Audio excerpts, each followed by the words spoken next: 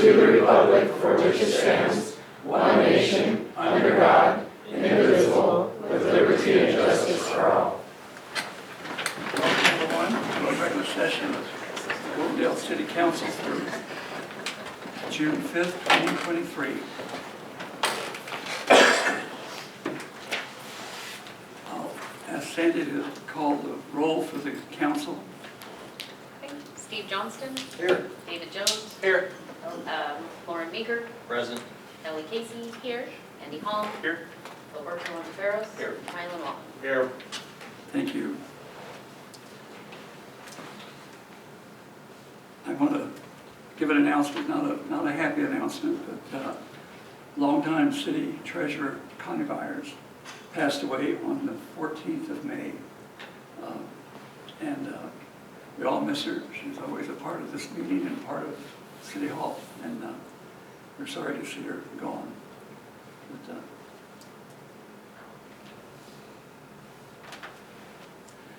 we're going now to the public comments for anyone wishing to speak on any of the items on the agenda.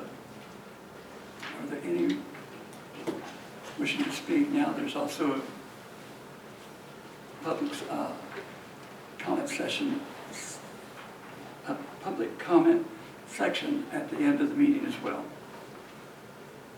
Not seeing any hands raised on the screen or anybody here that wishes to make a comment. We'll go on. We don't have a public hearing tonight. We do have the agenda that needs a motion to, and the consent agenda to be approved. And before I ask for that vote, I'm going to announce that the program for tonight has been amended to cover item H, council business, the police chief appointment, and the giving of the oath for our appointee will take place as the first of our presentations in this meeting instead of further down. With that, do we have a motion to?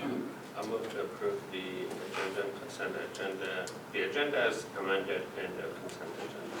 I'll second that.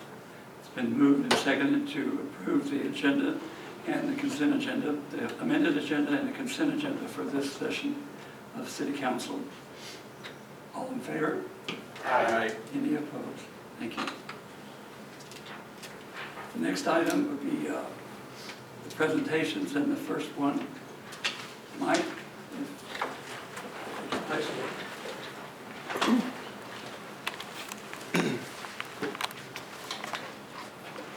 I'm trying to join. Yeah, Oh, that's the FCS. starts the video.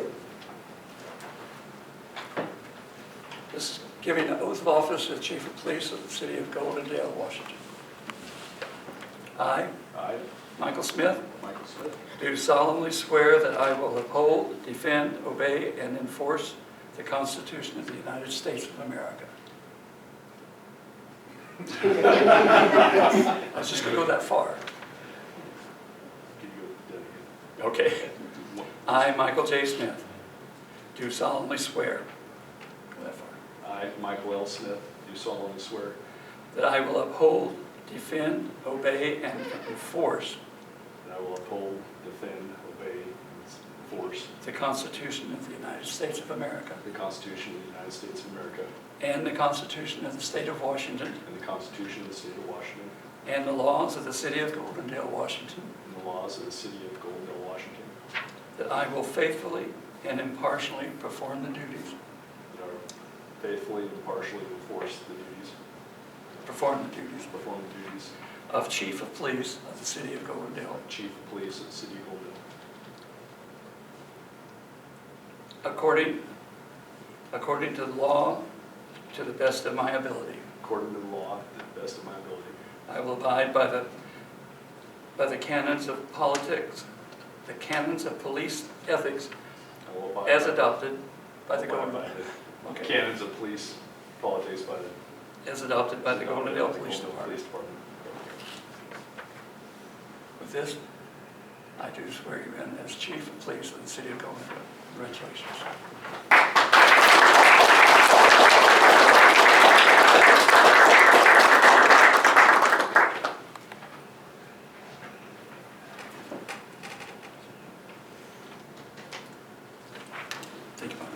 Chief.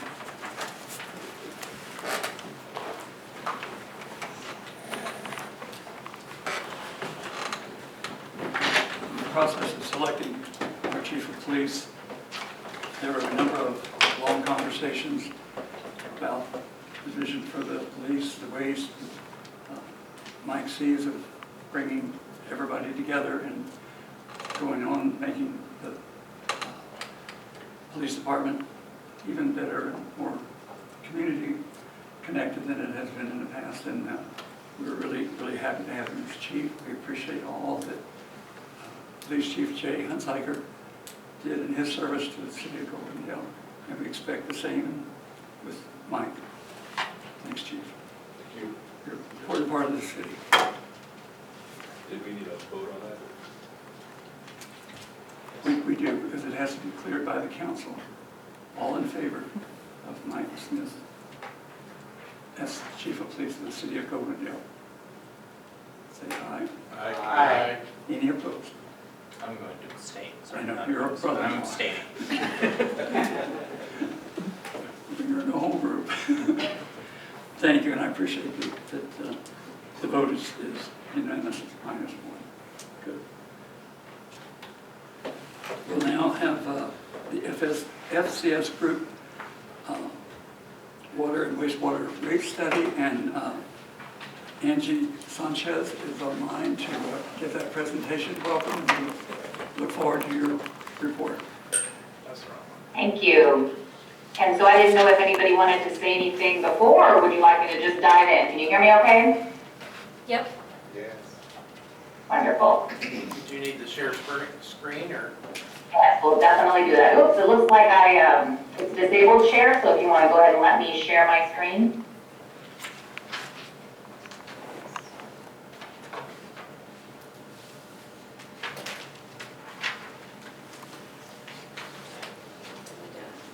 I'm going to make you the host, and then you can share your screen, and then we'll just do that at the end. Great. There you go. Should be able to do it. Okay. Let's see here.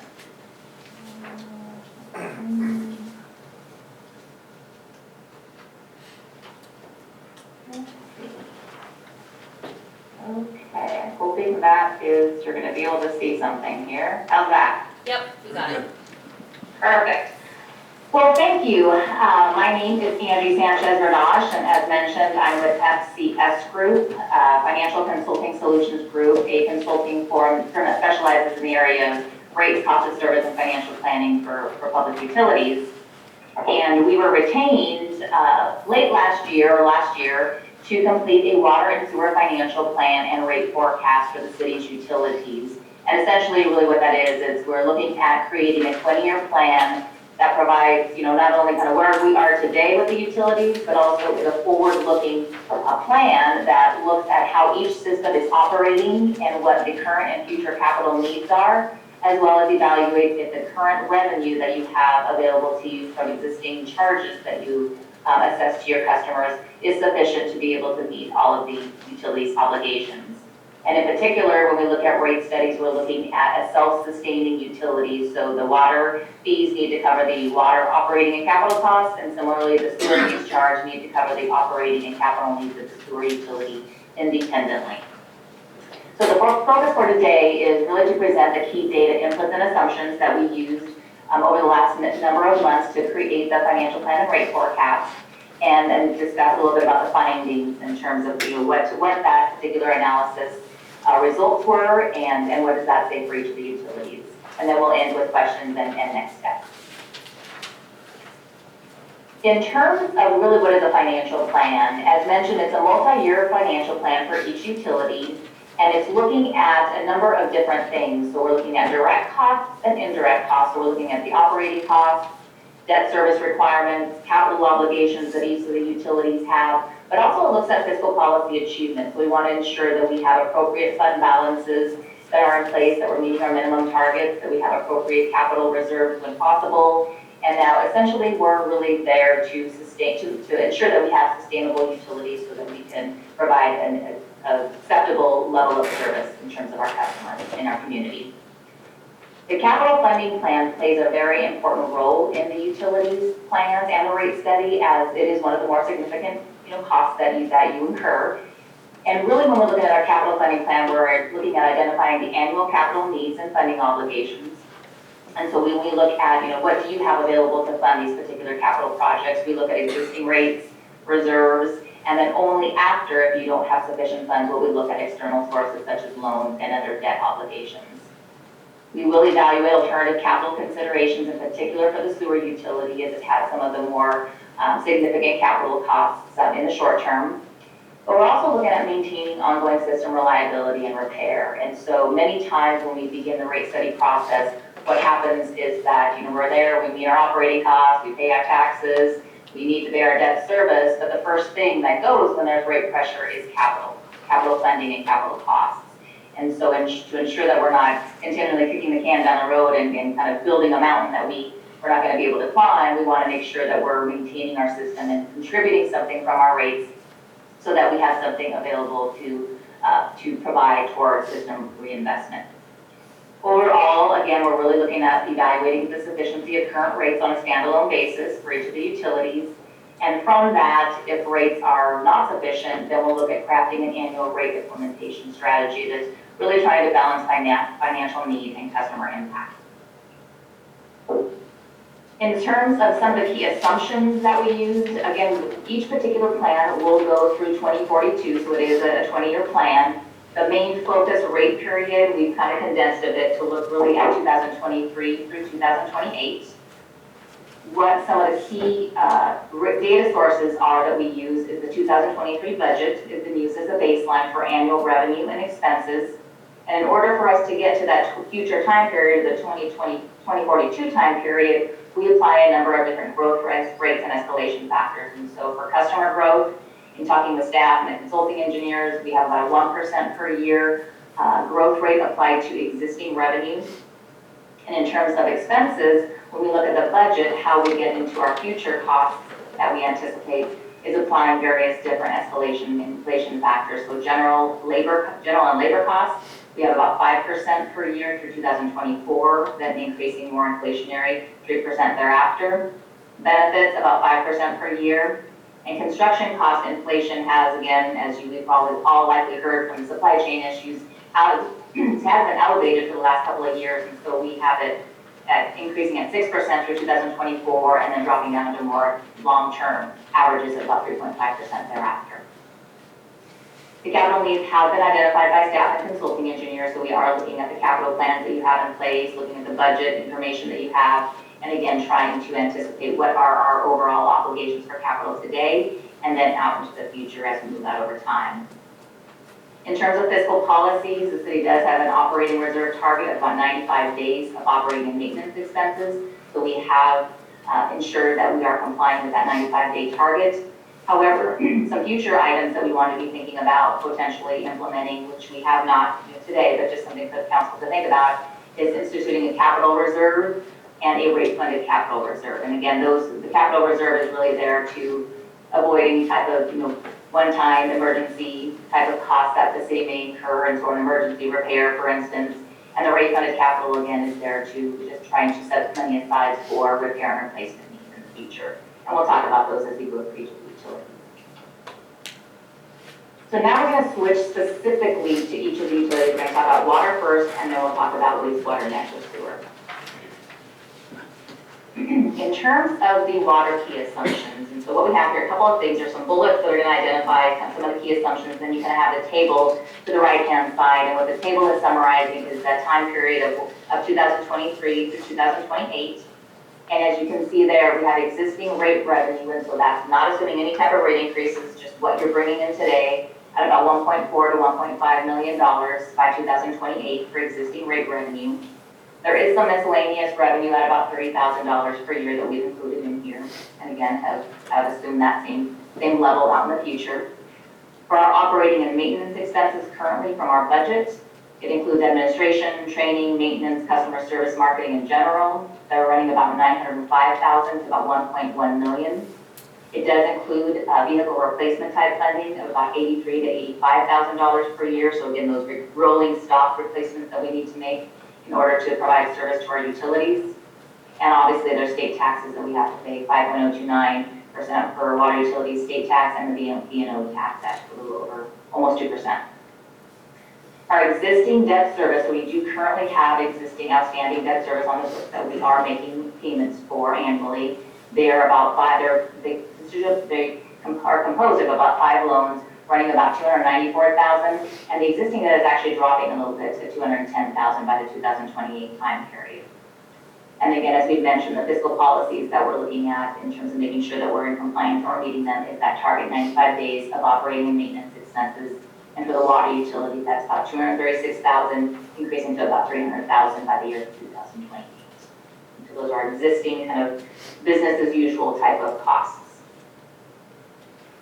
When we look at the capital costs for the water utility, you have currently been undergoing a number of different capital projects. And so really the main capital projects that we look forward to in this particular next time period through 2028 is a lower reservoir replacement. That's about $1.7 million and is not anticipated in terms of timing until about 2025. We are looking at, what type of existing reserves, current cash, cash that we generate from rates, and if we need new loan proceeds in order to pay for that capital projects, but mainly it's going to be rate funded and maybe just slight amount of potential debt service may be needed for that. One thing that you have secured, however, is $3.3 million in Public Works Trust Funds loans that is being used to replace the last phase of the distribution lines in the city. And that debt service, annual obligation will be coming due in the year 2024, and which will start annual payments of about $245,000 per year. And so that is that loan that has been secured, 20 years, 4% interest, that will begin payments in that 2024. When we looked at the overall resources of the city, as well as how much cash we have available for reserves, what we're looking at is in order to pay for that $1.7 million water capital projects out in 2025, we do have cash available to put it towards that, but it does look like we may need a smaller loan in the tune of about $700,000 in order to meet the full funding for that particular project. If we were to look at securing that $700,000 loan at, again, 20-year, 4% interest, we would be looking at adding about $52,000 per year for that loan. Again, that decision will be made as the timing becomes more near, but again, we wanted to make an assumption of if we needed to fund that particular capital project at this particular time today, this is what we would be needing. When we put each of the revenue requirement pieces together for the water utility, this is kind of really where you can see it all come together. And so you can see at the very bottom is our overall 2023 budget, increasing with inflation for those various different escalation factors that we have for operating costs. And you can see that here. We have our existing debt service in the orange, and you can see it kind of slightly reduces down from this year to this year and stays constant for this particular time period. This first year, because we do not have any debt service obligations that we're paying, we do have some funds available, about almost $300,000 to put towards rate-funded capital. However, once we start paying on that Public Works Trust Fund loan, we can see all of our capacity is now taken of our existing revenue. And this dotted line is the amount of money that you're currently collecting from existing rates without any type of rate adjustment. So currently, it does look like you are meeting your current O&M costs and your existing debt service. However, as we go out over time and add our new debt obligation for that Public Works Trust Fund loan, and as inflation starts increasing, we can see we slowly start becoming deficient over time as inflation is ramping up much and outpacing our growth rate of 1%. So inflation, is probably averaging about 3.3%, and our growth rate is only 1%, and so it's starting to erode the amount of revenue and what we can cover with the existing revenue over time. And so that's where we're seeing a slight deficiency occur as we look at this particular graphic here. So what does that mean in terms of a rate adjustment in order to be able to have our dotted line above our overall obligations here? That's on the next slide, slide 9. We have a water rate forecast. What this table up above here shows is a sample residential monthly bill. It's at 3/4 inch meter and 1,000 cubic feet per 1,000 cubic feet per month of use. That current rate is about $47.48 per month today. In order to meet our obligations, it looks like we have about a 5.5% increase needed in order again to meet that overall need of that reservoir project and the new debt service that will be coming online in 2024. That change in rate of that 5.5% is about $2.61, $2.71, almost $3 in each year in the next 3 years, and then it drops down below $1.50 for the remaining years when we get to drop down again more to inflationary levels at about 2.5%. And again, the driver here is the future reservoir projects. So we're not anticipating a loan that would recover, or that would cover all of that $1.7 million. We're actually going to be rate funding part of that project and then only taking out the loan to the difference. So we would require that we would have this type of rate increase in the next 3 years in order to cover that. And so that sample residential bill again impacted about $2.61 to $1.46 per month over this time period. It is important to note that the city utility tax is in addition to the monthly bill shown. So the city utility tax is on top of the bill rather than embedded in the bill, is how it is currently treated.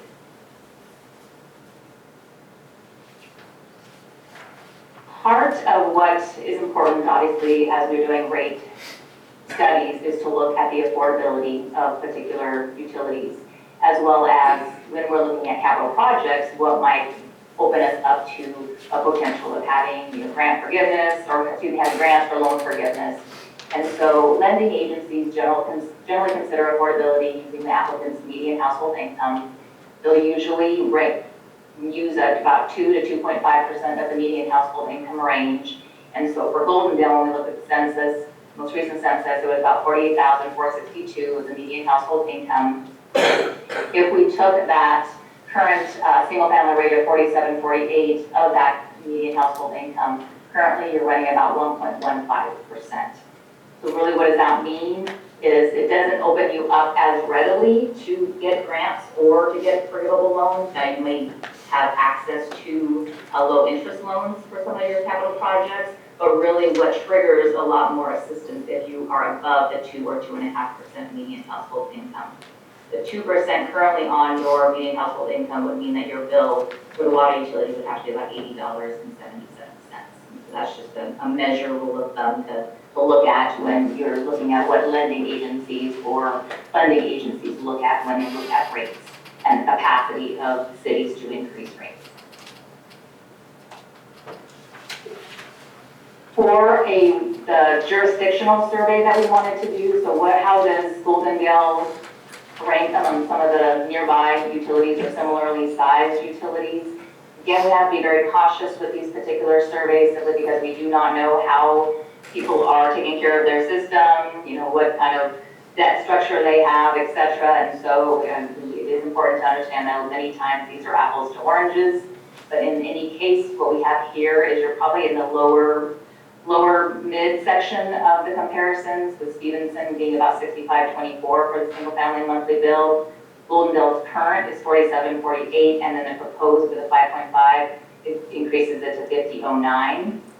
Now you will note that when we were researching some of these jurisdictions, Hood River, White Salmon, and Stevenson currently have approved rates already going out through the foreseeable future, so up to 2027, 26.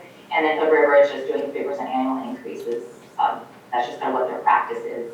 I do know that Stevenson is also looking at their rates to ensure that the 5% does not need to increase further than that. So that could, again, come into play and it could actually be higher. Now we'll switch to the sewer utility, so it's going to be a very similar format. However, with the sewer utility, we're going to add a couple of different components because of the capital improvement projects that the sewer is facing. We wanted to provide some different options, some bookends to see how that would impact rates. So for the sewer utility, very similar to water, what we have here again is a summary of what the 2023 through 2028 time period looks like with existing revenue and expenses. So rate revenue is about $1 million, again only slightly increasing to about $1.1 million, plus about $5,000 in other revenue. For our operating and maintenance expenses, including that $81,000 to $83,000 vehicle replacement, we're looking at about $716,000, increasing to $900,000 over time. We do have similarly state excise taxes and B&O taxes that we have to pay. And we have existing debt service also with the sewer utility, 5 loans in this particular case running in a range of about $257,000 to $235,000 for this particular time period. What we will note and we'll talk about in the next slide is for this particular time period, we're looking at, if we look at kind of the fully funding the anticipated CIP needs for the sewer utility, that CIP is about almost $2 million. And again, we have the operating reserve that we're targeting at 95 days here for the sewer utility based on O&M is $186,000 to $235,000, which we're trying to maintain above to ensure that we have sufficient funds for our obligations.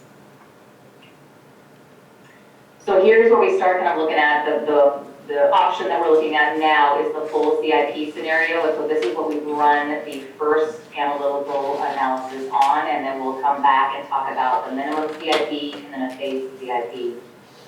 So for the sewer CIP scenario one, we say full CIP, well, what does that mean? We kind of broke it out into 2 different categories. So this is more of the short term, the 2023 through 2028 that we're looking at today in terms of rate setting. And then the longer term obligation, which would mean that you're actually looking at the second wastewater treatment plant upgrade that might be timing wise in the year 2037 and beyond. But as you can see here, even in the short term, we have a number of different needs that we have that add up to about $9.2 million. That includes the current wastewater treatment plant upgrades that you all are likely very familiar with. It includes a temperature mitigation analysis of about $50,000 in 2025. A general sewer plan update of about $200,000, and again, this will help define specifically what these particular future costs really are intended to be in terms of overall need. Right at this particular time, this is the best estimates from the engineer. It does account for the fact that we do need to begin thinking about renewing and replacing our system. So for collection pipe replacement, it's spending about $750,000 per year starting in 2025. Other wastewater repair and replacement type projects, $150,000 per year in 2025. And then as we discussed with the second kind of category here, the second wastewater treatment plant upgrade and expansion, current day dollars is about $15 million, somewhere in the year 2037 and beyond. Now, if we had to fund all of these particular projects within this 20-year time frame that we're looking at, it would require that we would take on an additional $33.2 million in debt funding through the year 2042 in order to make this plan work. For that $9.175 million, you can see on here what it looks like. And again, this particular 2024 year is the current wastewater treatment plant upgrades that you're currently looking at completing, and if not already kind of started on those particular projects. And then you start looking at about the $1.1 to $1.3 million range of needs for repair and replacement. What we're looking at in terms of funding, so you already secured some funding for this particular project. That was a clean water SRF from Ecology at about $4 million. There are some good news, messages here with there is a loan reduced by loan forgiveness of about $205,000 and another $250,000 Clickatack County grant that has been applied to this particular project. And so the debt service that we'll have to be paying on is a little bit less than that. However, our debt service does begin in 2024 with an interest-only payment and then full payment in 2025 to the tune of about $210,000 per year. There is, in order to do the full CIP funding, about $3.5 million in additional new debt within the 2028 time period and today that will be needed in order to fund the capital project as you see here. And again, as always, we're always looking at funding from existing reserves and cash generated from rates whenever possible before looking at additional debt. One important note here is completion of the sewer plan will confirm the future capital project. So again, this is the best estimate of that the engineers at this particular time.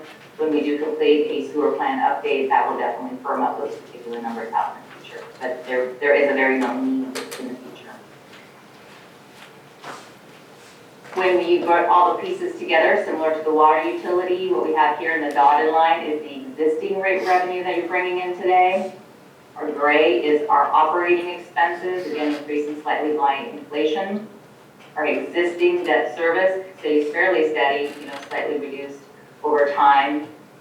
A little bit of capital funding capacity here, but as we begin having to fund that particular new clean water loan, you can see here, this is the interest-only payment, which is bumping up above what we have available to meet our obligations.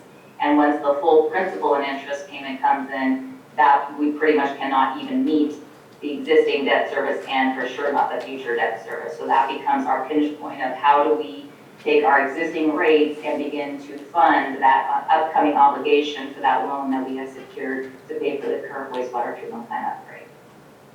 And so this is what we're looking at in terms of the gap here between our revenue. So we're cutting our operating costs and existing debt service until about the year 2025. Once we bump up into that new debt service is when we become deficient.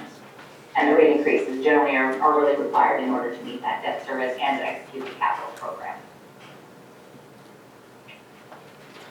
So in terms of the full CIP funding, what does that look like? And again, that 9.175 million. We look at about 15.75% per year increase through the 23 and 25. What that looks like for a proposed bill, so the existing residential monthly bill today is $31.50. That would increase about $5 in 2023, closer to about $6 in 2024, and again, about $6 to almost $7 in 2025, before reducing down through the 2028 time period to lower than double digits in terms of increases needed. If we take the the average of these overall increases for the year, it's about $5.29 per month impact per year on the sample residential bill to fund the full capital project. And again, what that gives you is the current wastewater treatment plant upgrades that you're currently undergoing, a couple of studies for temperature mitigation in the general sewer plan.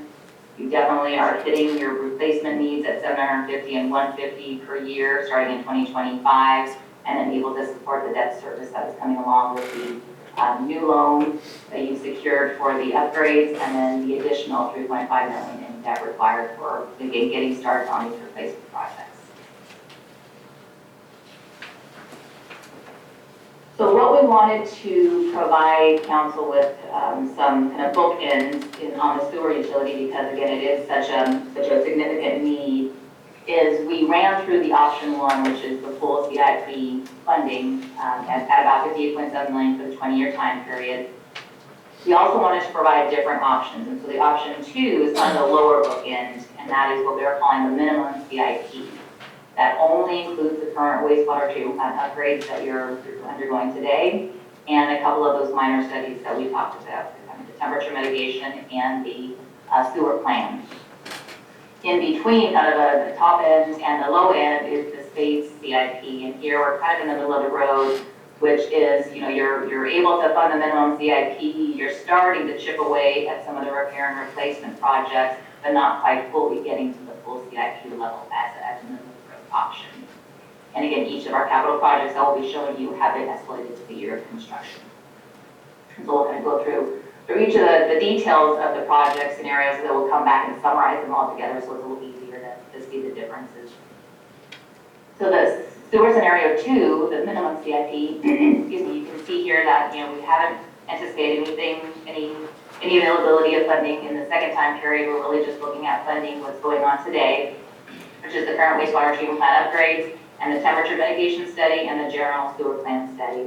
Still, that is decreased to about $4.7 million of about $4 million that you have currently secured by that Public Works Trust Fund loan. No additional new debt is assumed in this particular minimum CIP option. And for that particular option, what we're looking at is about 7.5% increases in 2023 through 2025, followed by 2% annual increases thereafter. But again, as we mentioned, this is a very variable and minimum CIP. We're not doing anything to address repair and replacement needs that would be looking at in terms of the sewer utility.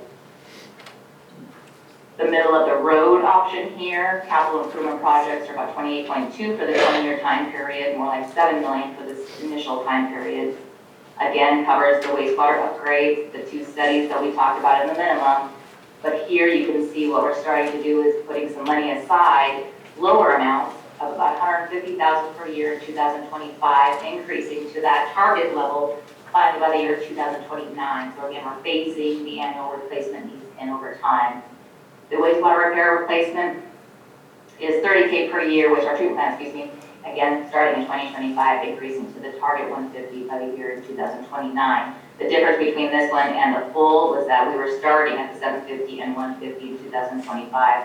Here, we're reducing it down and phasing it in over time. With this particular option, also no new debt has been assumed for the capital projects. With this option, and again, you might have a slide, and I've highlighted what I'm going to change a little bit, because again, I caught something that was a little bit miscommunicated from the slide, that next slide that I'll be showing you. And so the annual increases are 15% in 2023 through 26, through 26, and then 9% per year through 2033, followed by 2% increases thereafter. I think it had like 5.75 before. The average monthly bill here is $65.46 by the year 2028. And again, on this one kind of brings it all together, so it shows it a lot easier and simple to kind of see really where the differences are here. I'll orient you a little bit to what you're seeing. So here in the table, here's the full CIP that we talked about initially and went through in detail. That's the $58.6 million, and so we would be funding 100% of the CIP plan in this particular option. Your current rate is $31.50. If we apply the overall increases that we'd anticipate in order to meet our obligation under that scenario, you can see that our bill would go from $31.50 to $36.46, $42, $48, and as you can see out over time, and then here's the differences here. I did put a snapshot of 2042 just to give you an idea of what that rate would be in the year 2042. And that's why it's grayed out, but really we're looking at 2030 through 2028. Scenario 2 is the minimum CIP, and again, they were addressing no future R&R replacement, repair and replacement for the utility. We're strictly doing the minimum and the two plans. We're only here funding about 8% of the $58.6 million in this particular plan. It is a 7.5% increases for the 3 years, followed by 2%. And you can see again here what those overall impacts are. So $2.36, about a little under $1 by the year 2028. And then finally, the phased approach, which begins to address some of the repair and replacement needs, but again, is phasing it in over time. Here, the differences between here, this first scenario, and this one is that we're not including any additional debt financing, so you really are funding all of this through cash.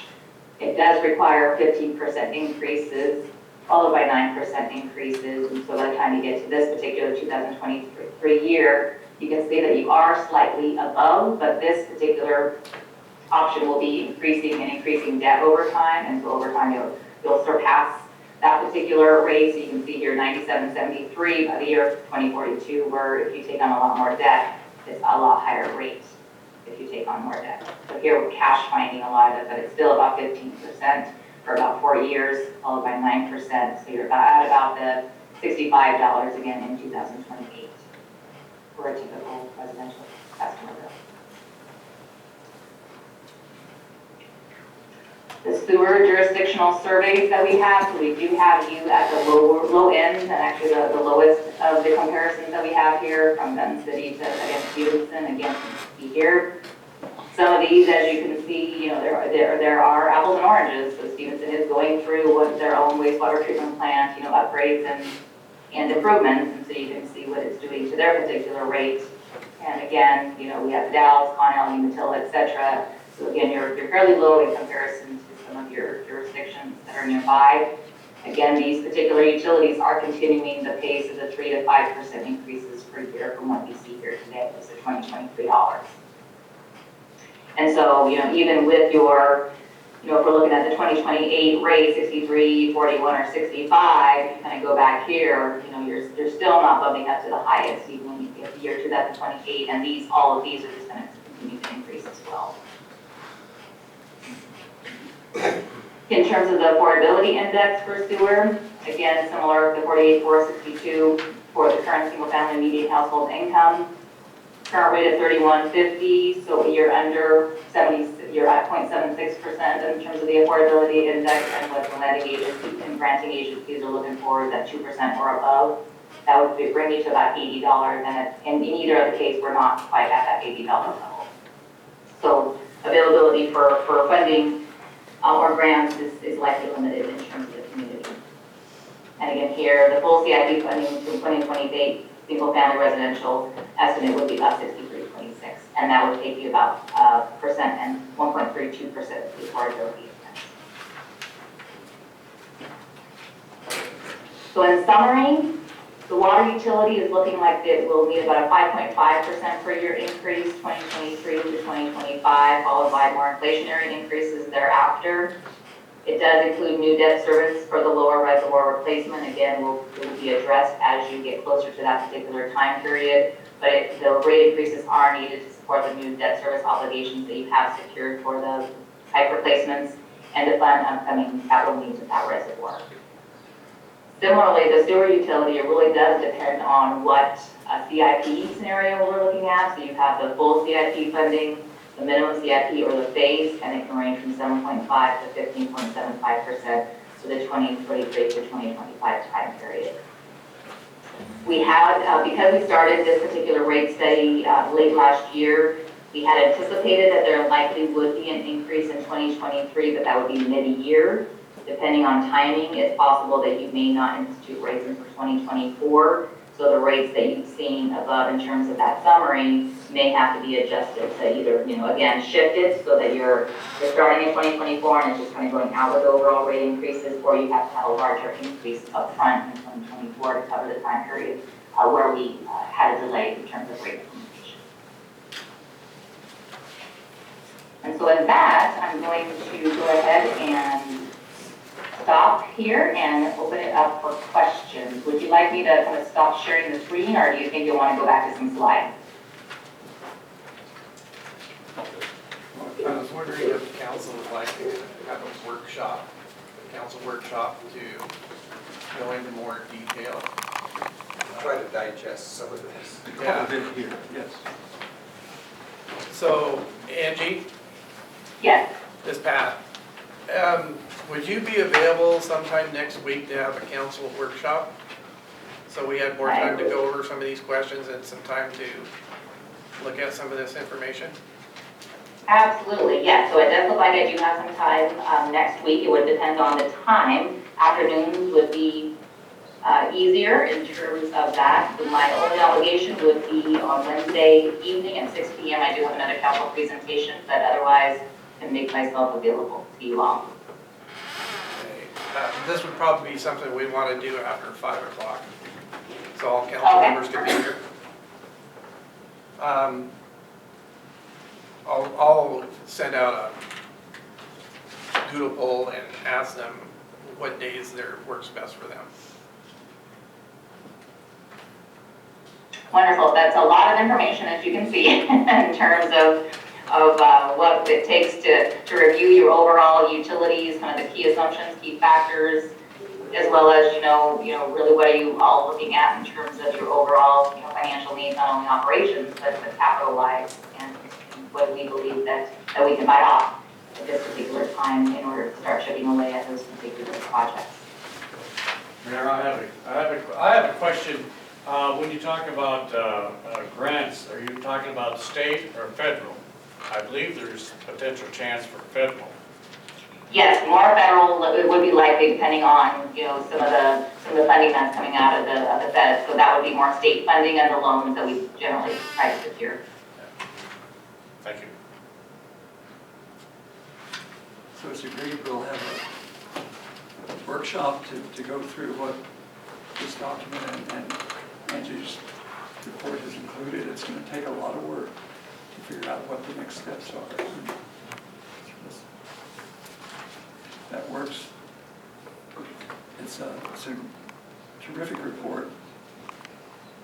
Lots of very, very good information, but we're going to have to make some very hard decisions as well. Yes, Steve? One thing I think from it is that it's obvious we're going to have to increase rates. Right, it's unavoidable. And I think the responsibility facing us is going to be deciding which is going to be the softest on the community, and also fiscally responsible for the city. Exactly. That's going to be the chore that we're going to have to face here. I've got some questions too. Look at the workshop. I think the workshop will let us take everything apart, and with Angie's help, I think we can make a little progress. Oh, there she is. All right, well, thank you, Angie. You'll be hearing from me tomorrow probably. Sounds good. Thank you very much and appreciate your patience as we go through this. I look forward to answering questions next week. Okay, thank you. Thank you very much. Thank you.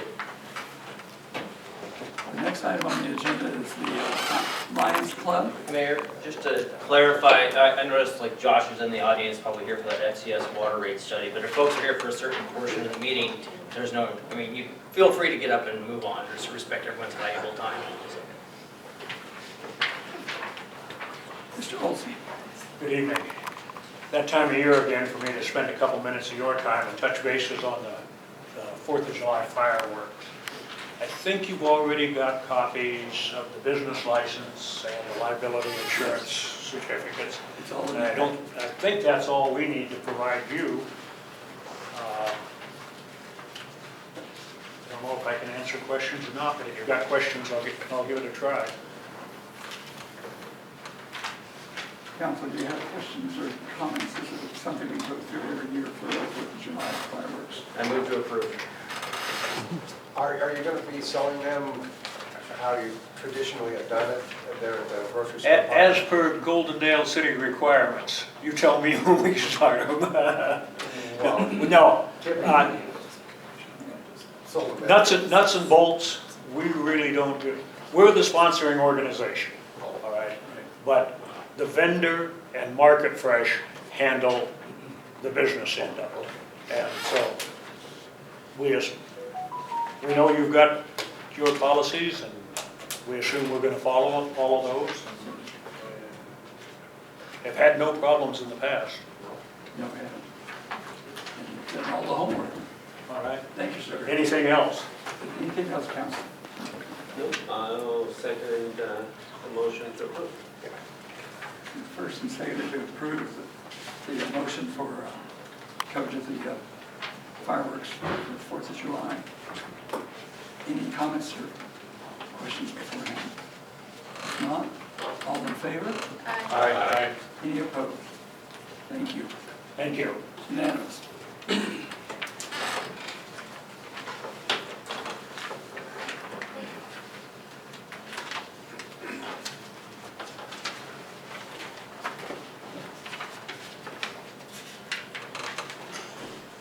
And the next item, Pat, is the Holman Capital Corporation on public sector funding.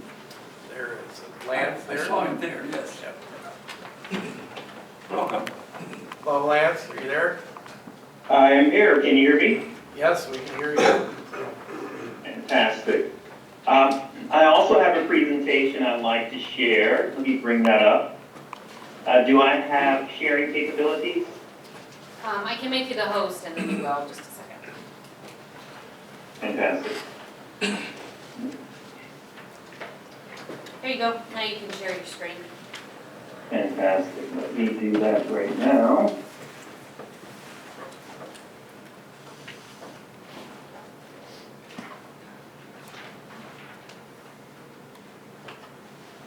Let me put this in presentation mode.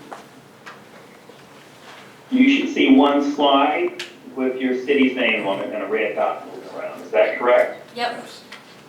All right, fantastic. All right. First, we're going to talk a little bit about Holman Capital Corporation. Our vision is to solve some of the most complex issues facing America and to improve the quality of life of all Americans. We not only provide capital, but we also provide ideas to governments, educational institutions, and health systems in the United States. So what do we finance? We finance the full gamut of assets for public agencies. So all of your energy assets, any solar, any wind farms, HVAC, boilers and chillers. On the equipment side, fire apparatus, patrol cars, 911 systems, computer systems. On the infrastructure side, we finance your water treatment plants, your pipelines, your water meters. And lastly, on the real property side, all of your administrative facilities, city hall buildings, police stations, fire stations, the full gamut of assets that a public agency would need. So what is our value proposition to the city? We endeavor to deliver to you customized financial solutions. We offer public sector expertise. Our transaction sizes are as small as $250,000 up to $100 million. Most of our transactions are in the $1 to $30 million range. Financing terms up to 30 years, but I'm going to show you in this presentation, you may not need to go 30 years, and you can save yourself quite a bit of money. But this is where I think we can really add value to the city, is customization of the payments. You can do low payments in the early years and ramp them up in the later years as your revenues rise and your population increases. You can do level principal and interest. You can do interest only, and all these three strategies are designed so that you can buy that asset today at today's prices. Because next year, that asset will go up. And last year probably was up 10 to 20%. As the previous slide stated, we fund all municipal asset classes.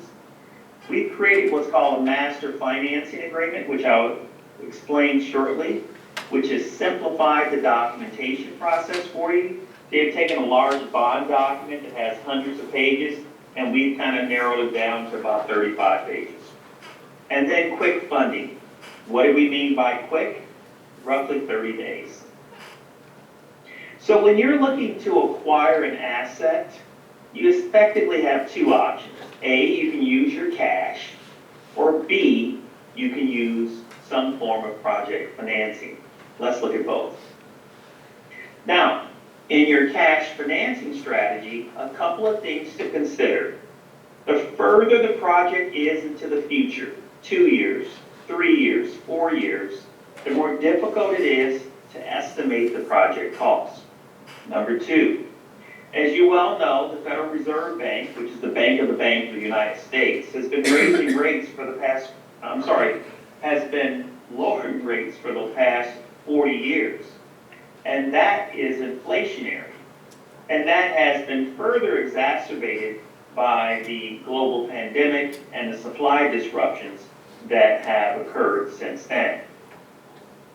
As you keep your assets on your balance sheet for a longer period of time, you'll look at your income statement and you'll notice that you have higher operating and maintenance costs associated with those assets. And when you have a change in your governing body leadership and new people come on to the city council with ideas and priorities and objectives, there's an internal competition sometimes for those cash resources that you had earmarked for another project. Now, I'm the first person to say take as many grants as you possibly can get. However, keep in mind, when you're waiting on that grant, your labor and material costs are rising, eating into the net benefit of the grant. But bar none, the number one issue with cash financing is that it depletes your reserves, and your reserves are your lifeline. So when you look at cash financing as a strategy in its totality, it can deliver a lower return on capital for the public agency. Now, this is the first point we wanted to make. We've actually written a white paper on this. If you go to our website at holmancapital.com and look under the Knowledge Hub, you'll see municipal projects and the cost of waiting. In this example, the public agency believes that it will cost $10 million to build a project. When they get around to it several years later, the price is escalated to $13.4 million. However, back in year one, they could have borrowed the $10 million and locked in that project cost for $10 million. Go ahead and pay the $1.9 million in interest expense plus the $10 million in principal back for a total outlay of $11.9 million compared to $13.4, thus saving $1.5 million to your bottom line. And so your acquisition strategy could be to acquire your assets today at a lower price. Go ahead and pay the interest over the life of the asset This will improve your cash flow and generate savings to your bottom line. Now, why would you consider financing your projects? Well, today, you can get 100% project funding. That's your design costs, construction, and inspection all rolled into the financing. As I've mentioned, the Federal Reserve Bank has been lowering interest rates for the past 4 years. We actually went into emergency level interest rates during the global pandemic. And all of this is inflationary. So when you lower rates, you have inflation. And so the question is, how do you optimize your budget? So imagine you had a $1,000 budget, and you could go out and do one project with that $1,000. Now reimagine you have $1,000 of cash flow every single year. You can take 20% of that cash flow and apply it to Project A and Loan A. Take a second 20% and apply it to Project B and Loan B. And now you can have 3, 4, 5 projects going at the same time, but locking in the price for each one. We believe this will increase your savings. And for control purposes, there will be an escrow account for Project A and Loan a second separate escrow account for Project B and Loan B, thus enabling you to manage your inflows and outflows for each project at the project level. We believe this will improve your productivity and enhance your overall efficiency. Now, when you're looking at financing your projects, you've got a couple of options. You can use bond financing or some form of direct lending. Let's look at both. So you have an advantage. You're in the state of Washington, and you can issue councilmatic bonds. And so you don't need voter approval as long as you don't hit the threshold. So that's a huge advantage in Washington state, and it's also applicable in Texas and in Oregon. Now, bonds offer you very competitive rates. However, you don't know what the interest rate on the bond is until the day you sell that bond. It's similar to buying gas at the pump. You don't know what the price of the pump is until the day you pull up. Or you don't know what the price of that airline ticket is until you acquire it. Now, when you issue a bond, you have to go out and hire a team of finance professionals to market and sell your bonds. That's the rating agency, the trustee, the underwriter, the legal counsel, and you have ongoing disclosure. So you have to take all of those fees and add them back into your interest rate. Now, it's a great product, but it's really designed for much larger financings, $50, $100, $200 million deals. You can spread that cost over a larger base. Now, bonds also come with increased restrictions. And the number one restriction in bond financing is that the bondholder, i.e. the investor, would like a period of time where you cannot pay them off early. So let's say you go out and borrow money for 30 years, and they say for the first 10 years, you can't pay us off early. So if rates go down, you can't refi. Well, that is restrictive to your balance sheet. And then finally, a longer funding cycle. If you do reach your threshold, you have to convince the community that you want to raise taxes to cover the debt service. And that is a long and arduous process. Meanwhile, the price of your project continues to rise. Now, in direct lending, no voter approval is required. Why? Because we're not asking for a tax increase.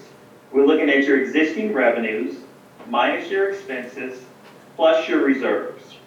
We have to offer you competitive rates to compete with the bond world. But like a mortgage on your home, we will give you a 30 to 45 day rate lock on the proposal rate that we gave you. So it gives you an opportunity to move that item through your governing body approval process. So at the end, the rate that you got in the proposal matches the rate in the final financing agreement. Unlike the bond financing, you don't know what the rate is until the day you actually sell your bonds. And here's another big difference, minimum fees. You're talking $5,000 to $10,000 in total fees, whether you're borrowing $1 million or $100 million. Versus in the bond world, we're looking at a deal right now for about $40 million. And one of our competitors, who's an investment bank, was charging $500,000 fees. And our total fees were $20,000. It was a real property transaction. So you have a little more legal fees with real property. Now, less restrictions.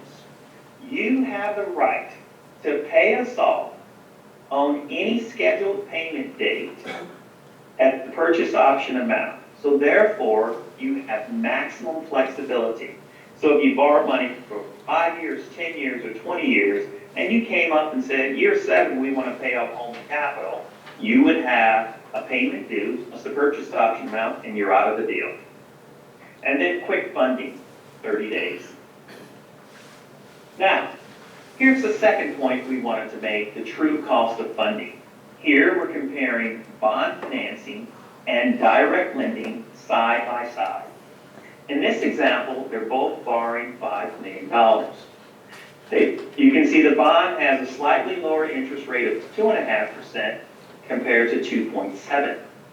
They both borrow the money for 10 years.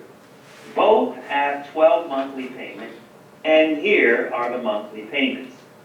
But this is where they differ. In the bond world, you've got to hire that team of finance professionals, the rating agencies, trustees, and underwriters, and they all have fees. And you have to take that $78,000 in fees and add it back into your total cost. And now when you compare the total cost side by side, you can see in this example that direct lending is slightly more attractive. Additionally, this $78,000 has to come from someplace. So it typically comes from the amount that you borrow. So you're actually receiving $5 million less than $78,000. So you're receiving $4,921,000. Compared to direct lending, if you have a $5,000 doc fee, you're receiving $4,995,000. Now, when you go to compute your true cost of funds, what it actually costs you, then you would take the net amount that you actually got, which would be the $4,921,000, and that's your inflow, and your outflows is what you paid every month, is this $47,000 and change. And when you compute your internal rate of return or your true cost of funds, it will come out to 2.83%, not 2.5. Here, it's a 272 versus a 270. Now, in full transparency, the further you push out the financing term, 15, 20 years, the less impact these fees has on the true cost of funds, but you end up paying more interest expense. And lastly, you don't know what this interest rate will be until the day you sell those bonds. Now, another key component is the master financing agreement, which will simplify funding for you. So in a master financing agreement, it has 3 sections. It has a global terms and conditions, and we're laying out how is the lender going to be secured in the loan. Are we going to take collateral such as a fire truck? Are we going to take a revenue pledge like a water or sewer revenue pledge? Or are we going to take a tax pledge? Number 2, the global terms have a requirement that you maintain the asset in good working order, that you have insurance on that asset, and any default provisions. Section B. Section B would be the guidance line of credit. Think of a home equity line of credit only for a large municipality. And this is the maximum amount we would approve, $10, $15, $20 million. And this is where we would renew that amount, meet with you every year or so, and determine if you have enough capital to meet your infrastructure needs. And then lastly, Section C is in Charlie. These are the individual loans under the master financing agreement, and we call them transaction payment schedules. And each transaction payment schedule this on project description. See the amount, in, and term. What? So this, the city of Gulfport, enter into an agreement with Holman Capital. You could do one loan, or you can do 20 loans under it. Section B, this is your guidance line of credit. This is the number that we feel comfortable lending to you. And then section C, these are the individual loans under the master. So here you want to do a $5 million loan for 10 years, and we'll give you an interest rate and a payment schedule for that loan. A year, 2 years later, you're ready to do a second project, and this time it's $8 million for an energy project, and you want to finance that one for 15 years, and we will give you an interest rate. That one. Now, loan, never and negotiate the terms and conditions because they were done at the global level. Down here, all you're doing is setting your interest rate and creating the payment schedule for the amount that you want to borrow. So it's a very quick process. Now, what is the process for us lending money? Step number one is project discovery. What do you want to buy or build, and what is the source of repayment? The enterprise funds, the general funds of the city. Then we're going to do some due diligence on look at your audited financials.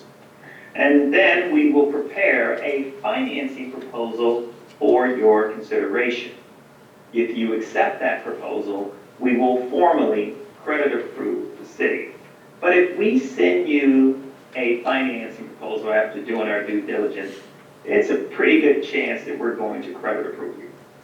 Here's another step that saves you time and money: contract management. We have automated this project. We have a universal contract. We hire our Washington law firm. We give them a contract, and we say, make these contracts Washington compliant. We get them back, we upload them in our system, and we literally push a button, and here are your contracts. And then we send them to you and your legal counsel for review. Once they give it the thumbs up, they'll bring it to the governing body for approval. They'll give it the thumbs up. You'll check to see if you need a reimbursement resolution. Sometimes municipalities pay for projects earlier and they didn't declare that they wanted to be reimbursed. Under the IRS rules, you have 60 days to be reimbursed for a purchase without declaring a reimbursement resolution. So we always advise our clients to go ahead and pass a reimbursement resolution. So you could have had an expense from 6 months, a year ago, and if you had passed that reimbursement resolution, whenever you do the financing, you can include that in the financing and be reimbursed. And then we fund the transaction into an escrow account. And then when you're ready to pay your vendors, you will send us what's called a payment request form, which we will provide you, and a copy of that invoice. And if we deposited $5 million into the escrow account and you wanted to pay that vendor $400,000, we would make sure that the payment request matches the $400,000 invoice, and we would pay that invoice in 2 business days. And every single month, we would give you a statement showing you your inflows and outflows out of that specific escrow account so you can do the accounting for that project. Now, interest rates. To think about interest rates in the United States, you've got to look at the U.S. Treasury market. This is the largest market in the world, and you have to look at it over a long period of time. And so we go all the way back to 1950. In 1950, the United States government had $257 billion in debt outstanding. By 1971, that number had grown to $398 billion in debt outstanding. But something happened in 1971. The United States government converted from the gold standard to what's called fiat currency, which is a fancy Latin term for let it be done. Essentially, we allowed the dollar to float. But a number of things have occurred since 1971. We had turbulent start increase spending that involved in two. We mortgage crisis. Now we've had the global $30 trillion in debt outstanding. Now this may be a little bit disconcerting, but here we're borrowing at 1%, but if you recall back in 1980, we were borrowing at 18%. The second thing to appreciate is what is U.S. monetary policy and what is the strategy? The strategy in the United States is to keep interest rates low. And if we keep interest rates low, we can increase our debt. If we increase our debt, we can invest in people, plant, and equipment, the American people. We do our best to manage inflation by controlling short-term interest rates. And finally, we try to have full employment. So when you're thinking about full employment, a couple things to consider. Back in 1950, the United States had 150 million people living in this country. Today, we have 334 million people living in this country. So as your population rises, it's important to keep your cost of money low interest rates, so you can increase your debt so you can invest it cheaply. You put it back into the American people. You do your best to control inflation, and you maintain full employment. If you may recall, during the global pandemic, our unemployment rate went from 3.6% to 14.7% in 1 month. And I can tell you right now, our unemployment rate is at 3.7% today. So despite what we all may think, we're back to full employment. Let's see if this is all working.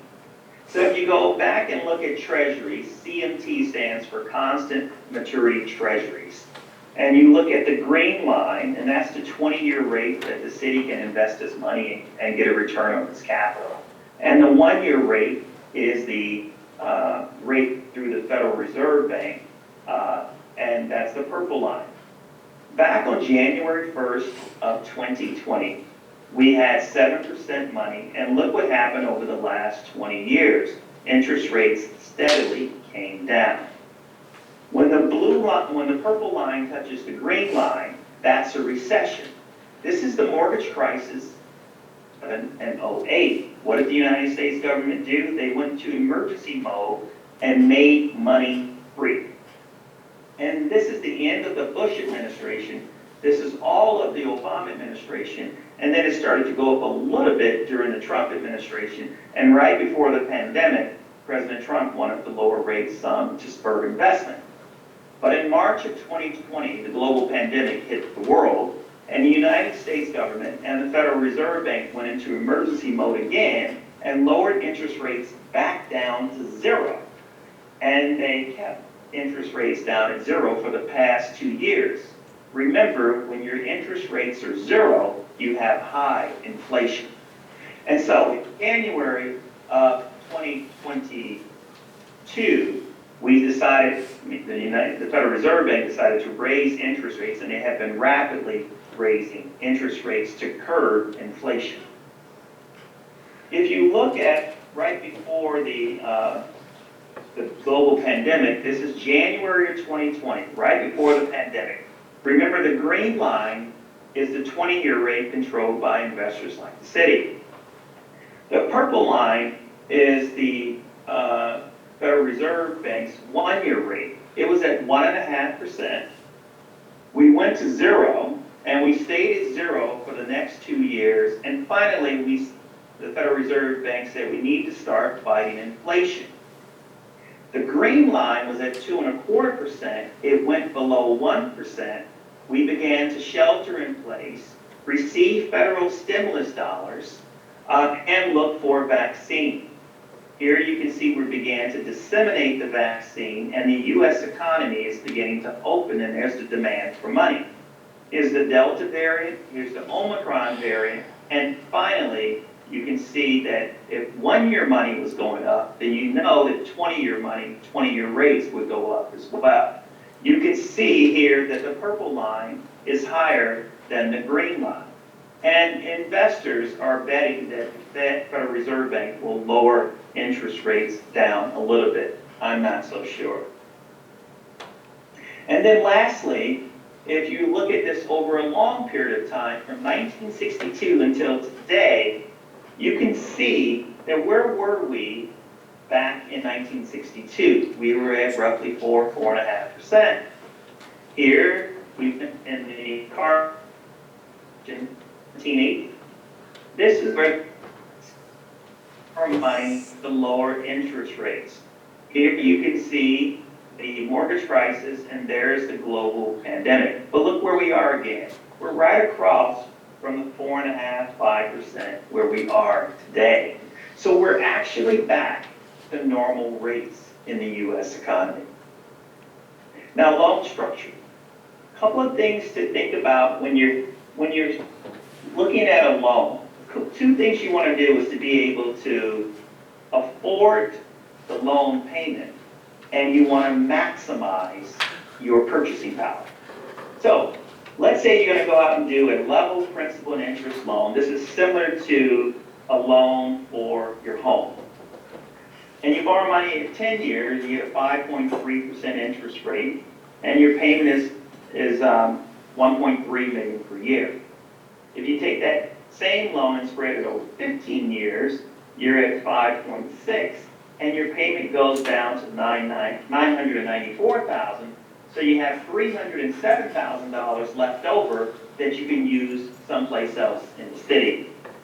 If you finance that asset over 20 years, you can lower your payment to $858,000, and you can have an additional $442,000. Now remember this number, $858,000. Now, if you want to do what's called a 10-year rate reset, this is a very attractive option, especially in light of your water and sewer projects that I just listened to in the rate study. Imagine that you want to borrow $30 million. Imagine you want to borrow $30 million, and you want to finance that over 30 years, and you're going to pay us back 2 times a year. And I say, okay, I'll loan you that money for 6.25%. So every 6 months, you're going to pay me $1,113,000 in change, or over the course of the year, you're going to pay $226,000. Now, over the course of 30 years, you pay $36,790,000 in interest, plus the $30 million in principal, so you paid back $66.79 million. And then I say to you, I think there's a different way of looking at this. Instead of locking in your interest rate for 30 years at a time, consider locking in your interest rate at 10 years at a time. Most municipalities have a 5-year strategic plan, so this strategy gives you 10 years. And in that, will give you a lower interest rate. You keep your payments exactly the same, but over the first 10 years, you paid your principal from $30 million down to $21 million. Then we reset the rate, and let's say for the purpose of this discussion, rates did not change, and you then pay your principal down from $21 million to $7.8 million, and you reset the rate the last time, rates didn't change, for another 4 years, and your payment is $1.1 million, and you're paying almost $2.2. A couple of takeaways. In this strategy, it took you 30 years to pay off the loan. In this strategy, 10, 10, and 4. That's 24 years.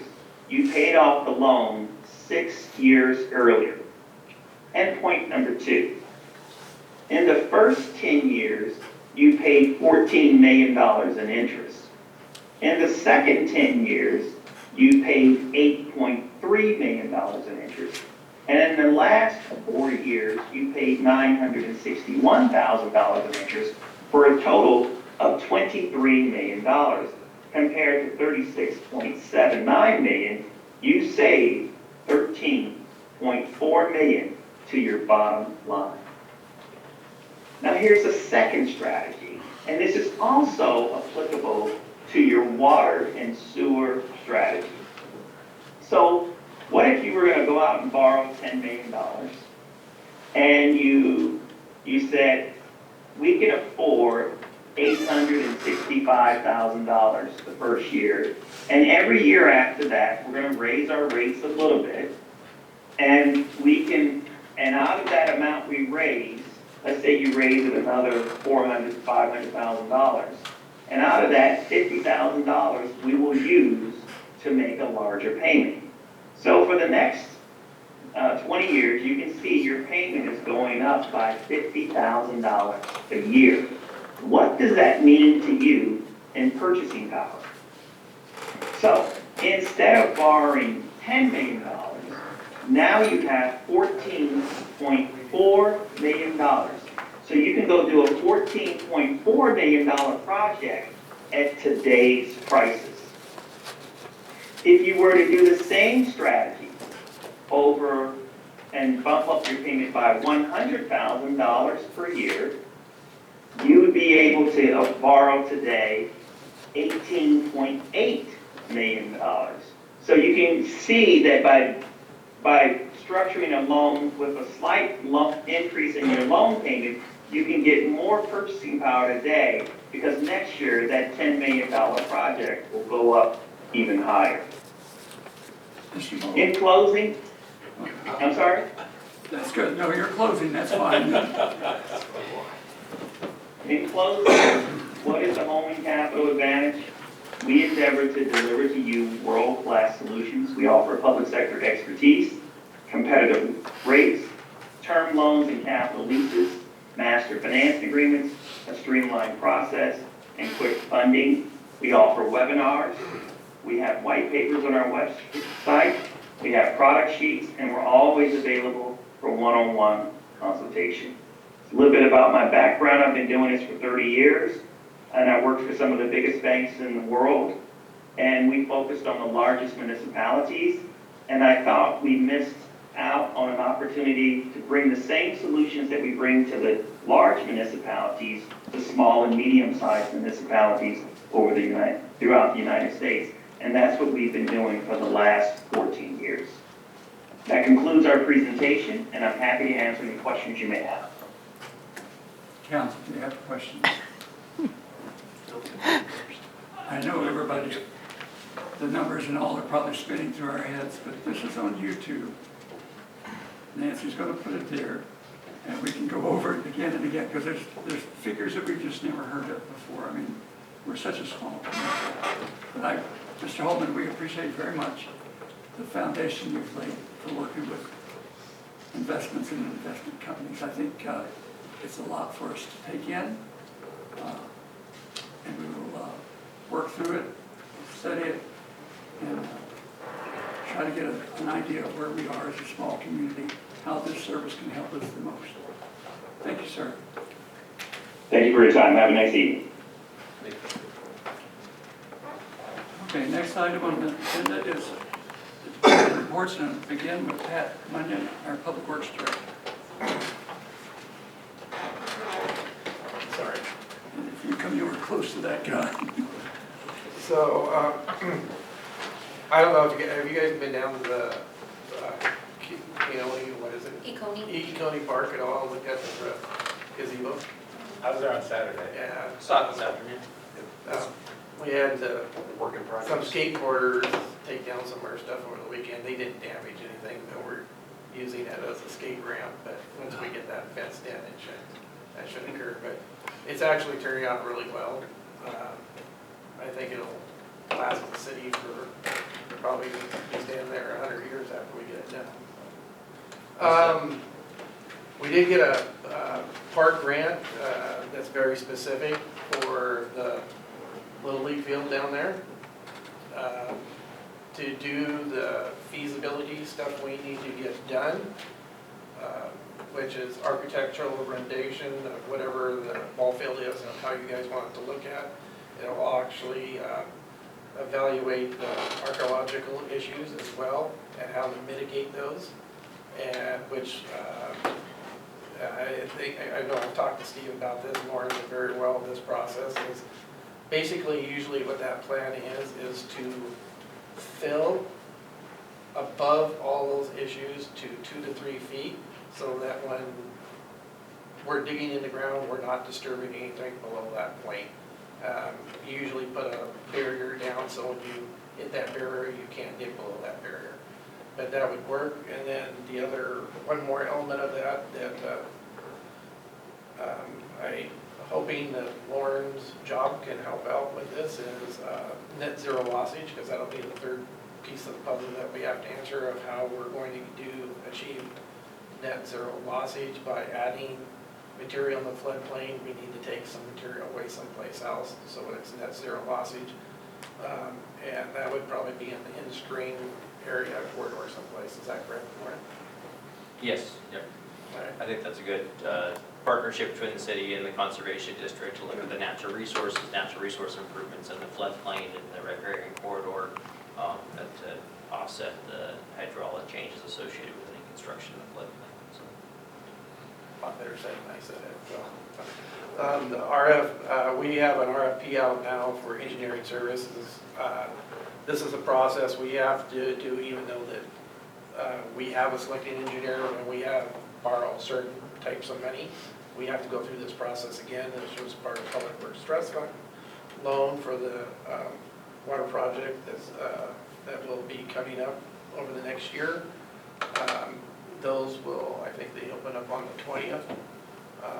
We're working on, I'm working on the lease for the incubator business facility. We're going to start advertising for those spaces.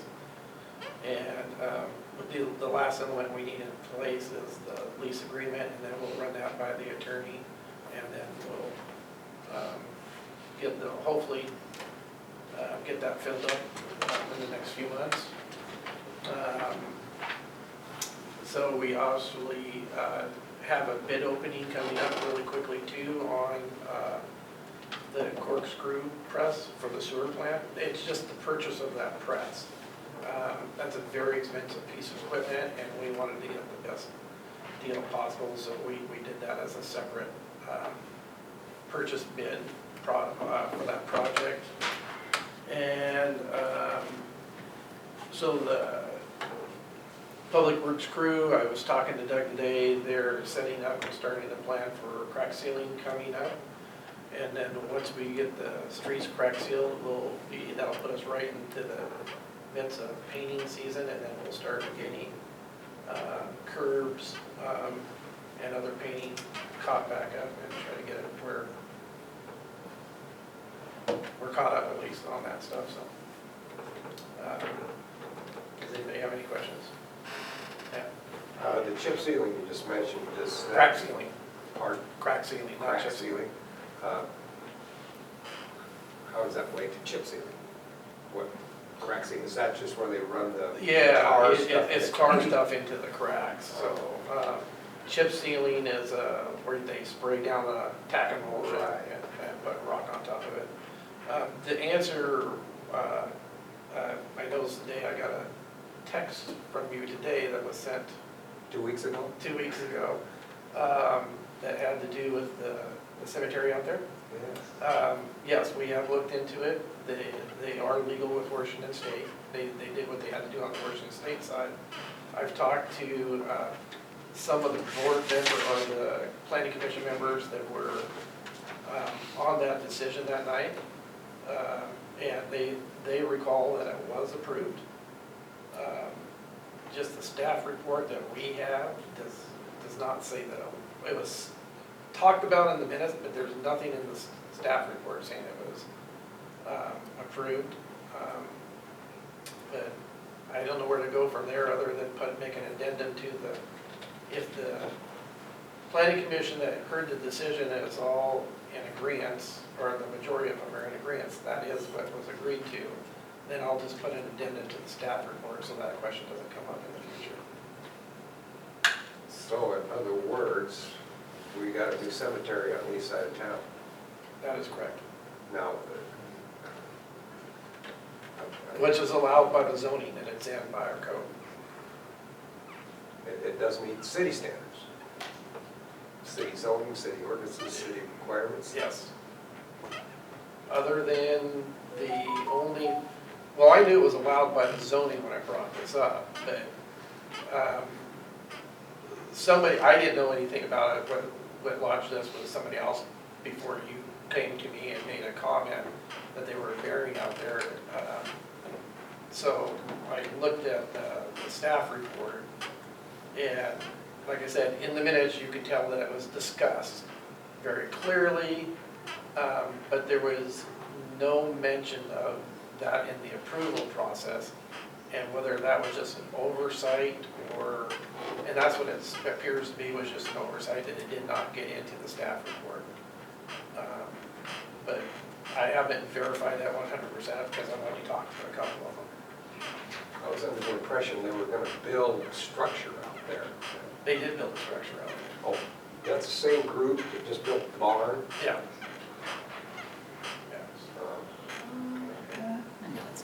It's not, oh, it's different? That's what I Oh, thought. I thought it was the same group. No, that ground was purchased, what, 2 or 3 years ago? I think about 3. 2 or 3 years ago by, Now I'll have to look at that, I just assumed that it was the same group. Stillwater's by Ministries building that. Okay. by a religious group, and the intention, what I heard, was to build a structure, a church, Right. whatever, and there was never any mention of cemetery. They've slid that one by us, obviously. I mean, There was a three-part phase mentioned in the meeting minutes there about, was what? there was a Three-part three-part phase phase. mentioned in the meeting minutes about building a structure, having a cemetery, and a few other things that they had mentioned in there. So Okay. there was a three-part, they just didn't really detail, they were supposed to come back every year and kind of let us know what they were doing, but that didn't transpire either, but there was, it was mentioned in the meeting minutes. I'll look at that and see. Yeah, there, like Sandy said, there is a mention of 3 parts. Mylan was, do you recall exactly anything?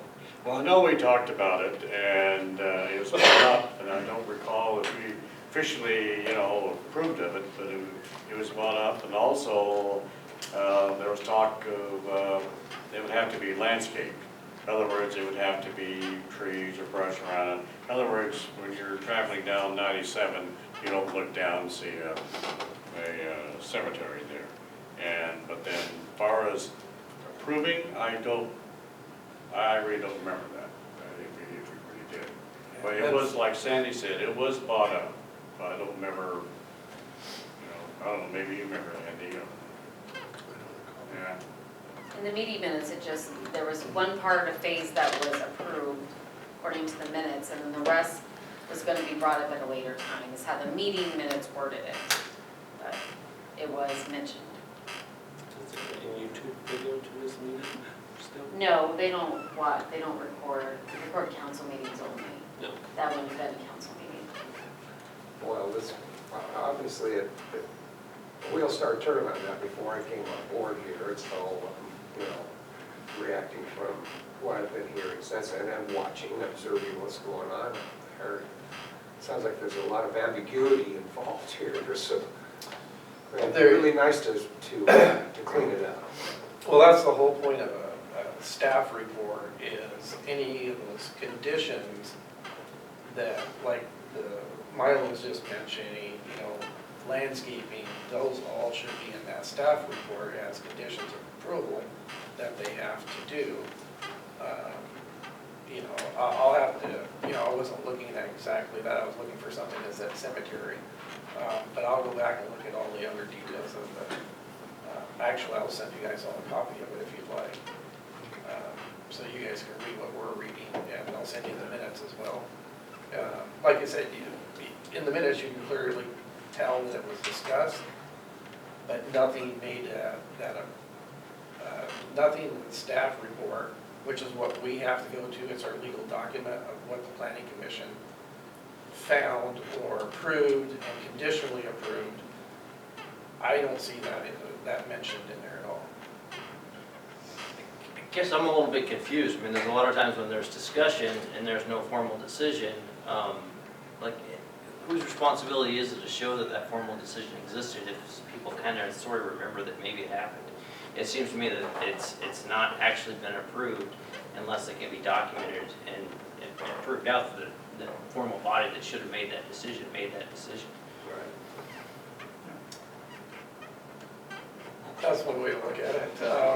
So Oh, I mean, I'm not anybody making an can- argument. So staff, usually who's ever the planning administrator, which is not necessarily the city administrator, it's called planning administrator. Staff would be usually the ones that would write up those staff reports after the planning commission made their conditional approvals. Actually, we usually write them up before what we're recommending, and they may adopt it just in that manner, or they may add conditions or take away conditions or modify. But it's up to staff to take what was discussed out of the meeting, put it back in the paper and modify the document and bring it back for signature. And it's up to the landowner, I'm not, in this particular case or any case, it'd be up to the landowner to have proof that they are permitted, approved to go ahead with a project. There should be a paper trail of some sort. And without a paper trail, then it's not approved. Yeah. So, and I'm not very familiar with this project, it just strikes me as odd that you would say that it's. I believe there's, As familiar as I am. let's look at it all, and then we can have a more formal discussion on the finding. Okay, very good. Sorry you didn't get that message. I was going to bring it up to him. Like a cute baby to the punch. No, it's my turn. Mayor, you speak. Or you gotta change subjects, sorry. No, I have a couple other items that I wanted to address the Public Works Department. Now, I can wait until council business, I think there or under report of officers, a report. by that'll officers. give us a little bit of space there. I had a question Thank about Pat's report. On the engineering RFQ that you put out, is that for a specific project or is that to like a roster of consulting firms to serve the city? No, it's, yeah, this one is for a specific project, we have to do that. Okay. So, but anybody can apply to it. Sure, which project is it for? I didn't catch that. The Public Works Trust Fund funding we got to engineer and the water line replacements that are kind of all over town. Because there's been a water project here, a water project there, and there's all these little short runs of old pipe turning, tying in new sections of full blocks, and we're trying to work those out of the system. Was that advertised in the DJC? No. No. How long is the advertisement open for the application period? It's been open for over a week, and I think it closes on the 20th. All right, thank you. Anything else, Pat? No. Okay. Goldendale Police Department Chief. Hey, it's my turn. I only have a 14-page demonstration I'd like to show you. Discussing minutes. Day 3, things are going pretty good. We got all of our GTEC computers in. I've got them shipped off to Radcom.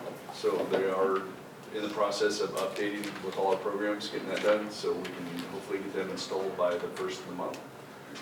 I'm still in and out of contact with the vendor that's going to come to Goldendale and put those in, so looking forward to that.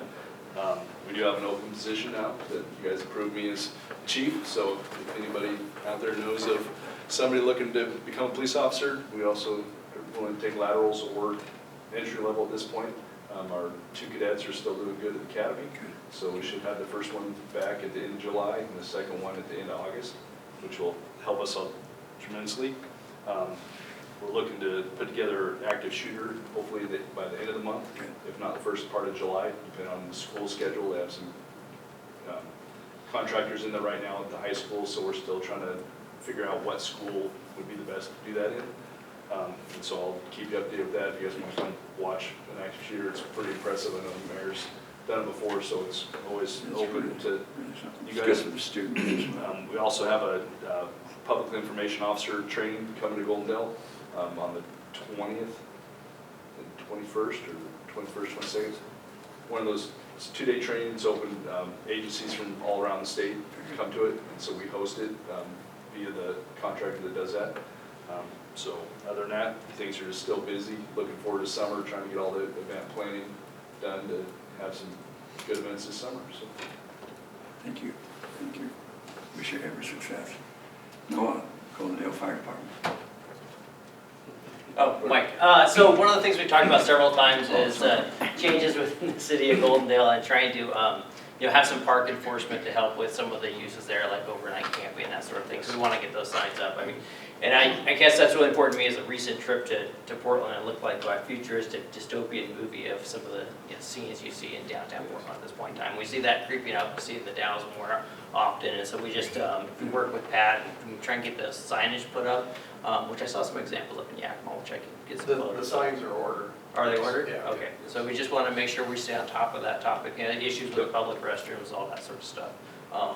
Just trying to stay ahead of it as much as we can. Yep, as soon as the signs get put up, we will enforce that, and so we've been hitting the parks. We've kind of been shifting people out of the park still, as needed. I know we've had a few calls for the World War II park lately.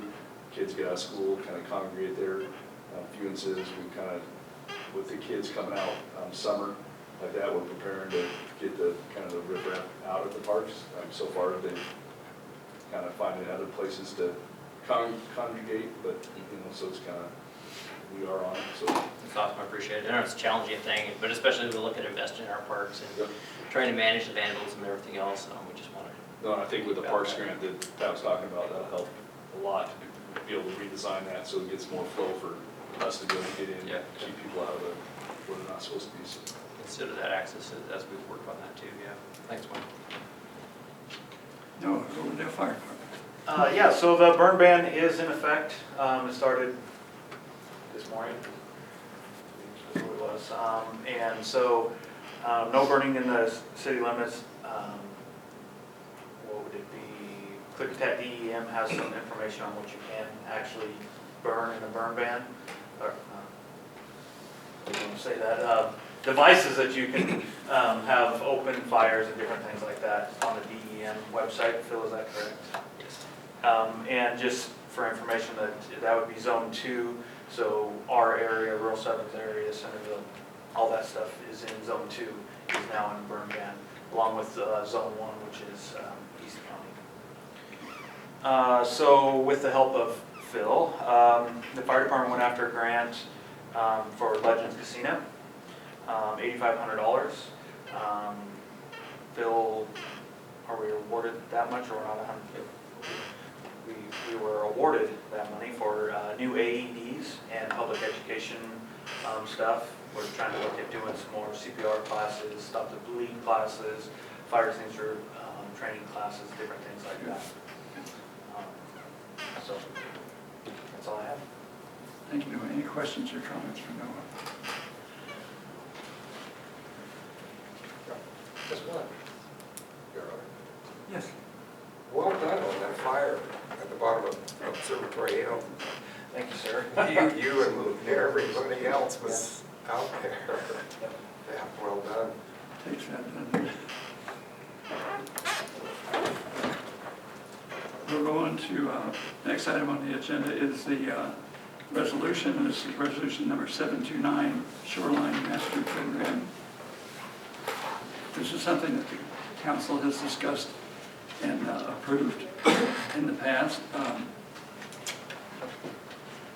Right now, the city needs to comply with the 60-day public service requirement, and this resolution is intended to provide the public and Department of Energy with notice of our intent to adopt the Shoreline Master Plan on August 7th, 2023 by resolution. resolution. Do you have any comments or questions? This is something that you've worked with recently.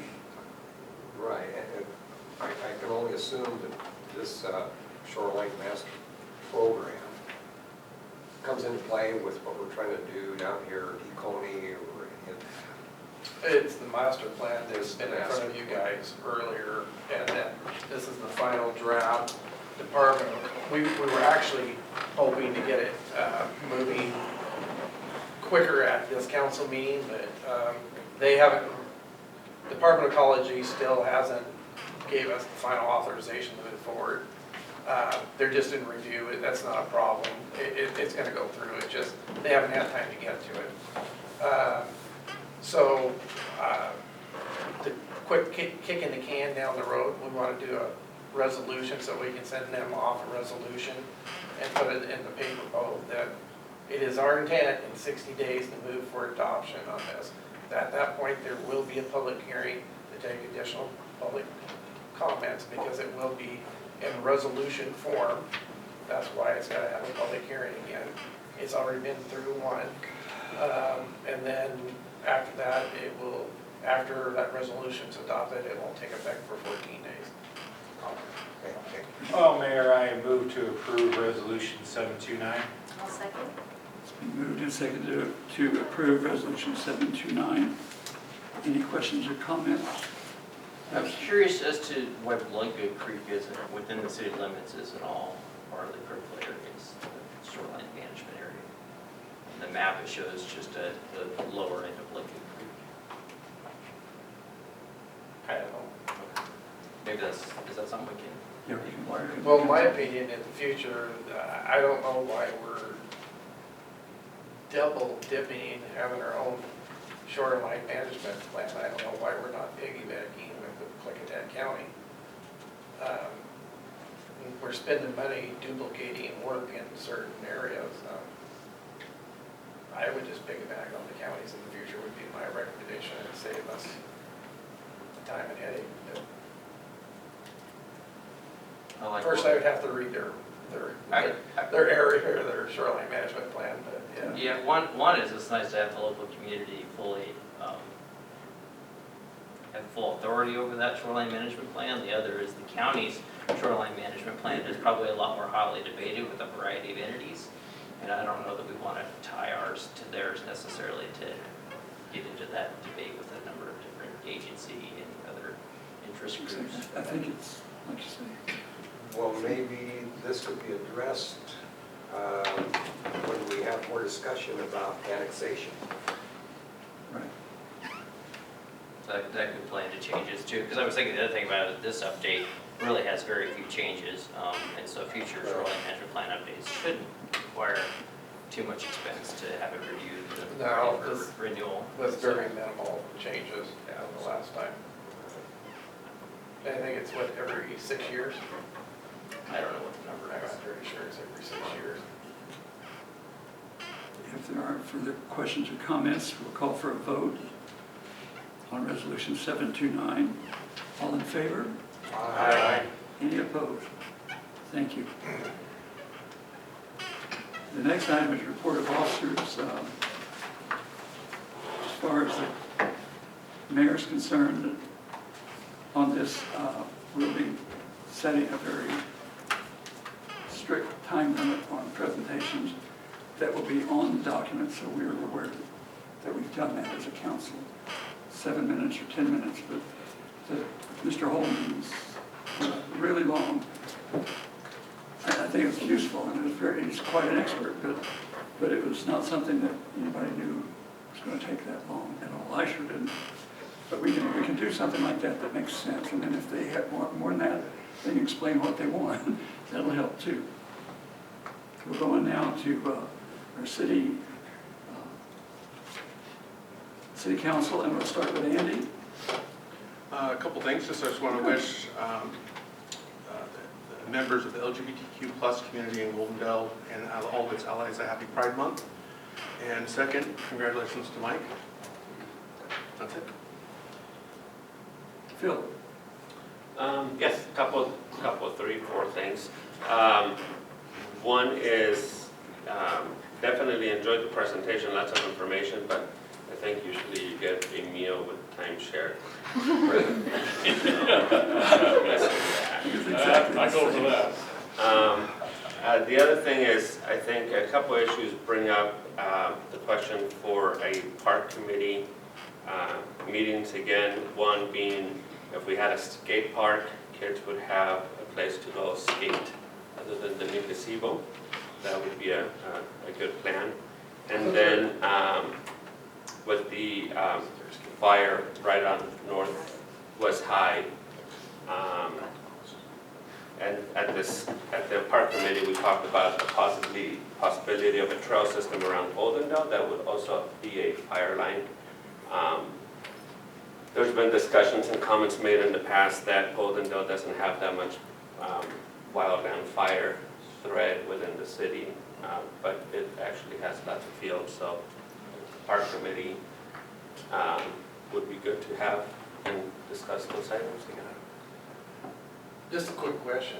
So, why was the old skate park taken out down there? It was dilapidated, falling apart. So- And we were putting, I want to say it was, what was it, like $500 a panel to put it all back together, and it got to the point where it So it just- wasn't just cement, there was bolts in holding the ramps together, and then where it was at, those bolts were coming out, it was actually causing injury.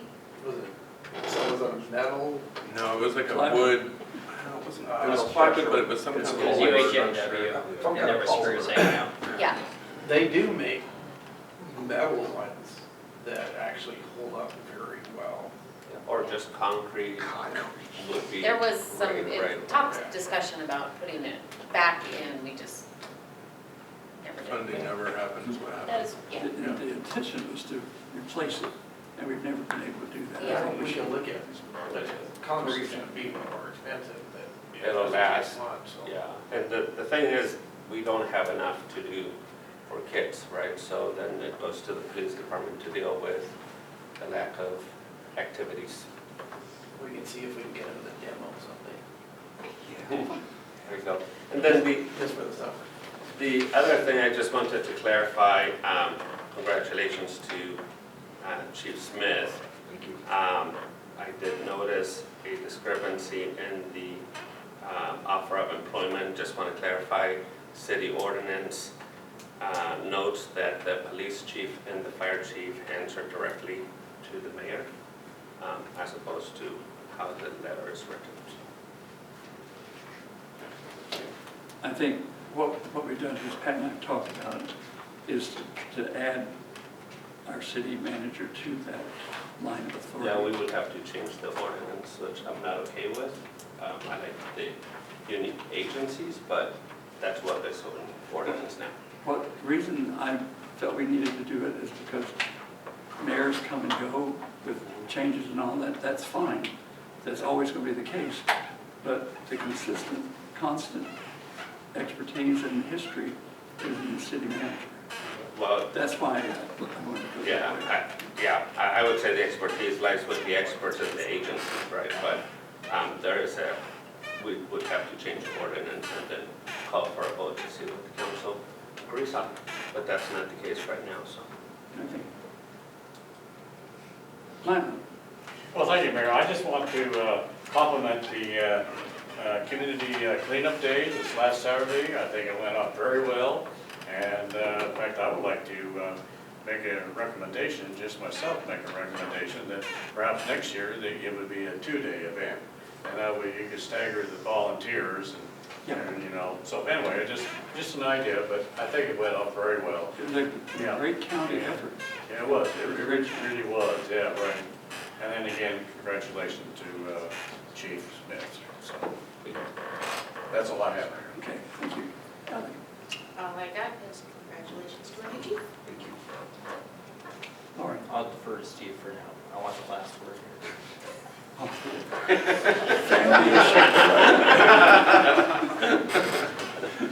Dave Jones. Okay, great, thank you, Mayor. Hey, congratulations, Chief Smith. I'm really excited and looking forward to working with you. And, you know, I really agree with everything Lauren was talking about with our parks and how we really have to be on top of that with the, because I hear it all the time, I work right next to that World War II park. You know, the drug problems that happen in the bathrooms and this and that, and I think the signs are gonna help a lot to make it so we can enforce those rules in the parks, and you know, it's a shame, but we have to, you know, protect our assets and what we have for everybody, not just for it to be ruined, you know, so I really appreciate your work on that, and thanks, Lauren.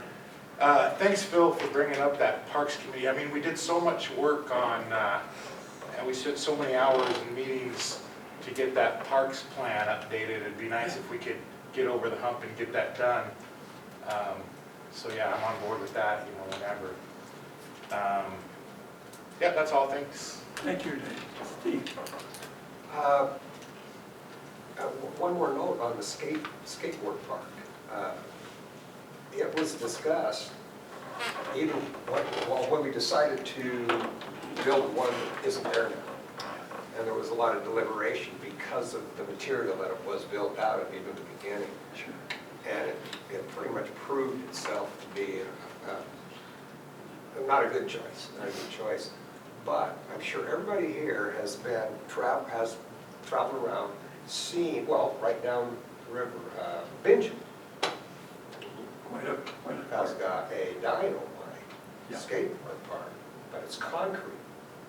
Everywhere you go, Bend, Oregon, well, Redmond has one. It's concrete, and they last forever. The Dallas has quite a nice one. And the Dallas have, they're building them out of concrete and pretty much indestructible. And, you know, if we could collaborate with some of the businesses, you know, that do concrete. That's right, that's homegrown. Yes, you know, and I think that'd be you know, if we could move in that direction, I think that'd be a good idea. Congratulations, Mike. Welcome aboard. Some more. To Pat now. We talked about, I think, the last meeting, the dead trees on Observatory Hill. Yeah. There are a lot of them. Do we have a plan? I sure hope we've got a plan to remove those, because that is real fire hazard. Pat and I have been talking about how to address that, and there's additional funding coming through for wildfire preparedness. And we're talking about the city and the Conservation District working together to partner and see if we can bring some funding to Observatory Hill to address those dead trees and try and get some fire breaks in. So hopefully we'll have more updates. Yeah, it's a new funding source that just rolled out at the end of the legislative session, so Pat and I haven't had a chance to really solidify that, but as I learn more about what's available, work with Pat, we'll bring that to council. Partnerships like that are very capture what we're talking about pretty much about. Absolutely. Well, there's more dead trees up there than I've ever seen. It's across the county. It's amazing Well, how fast it's across the changing. northwest. I mean, Yeah. the beetle that's flying. It just seems to It's accelerate. devastating our forests everywhere. And, you know, Observatory Hill is not immune to it, for sure. Good news. That's great news. Excellent news.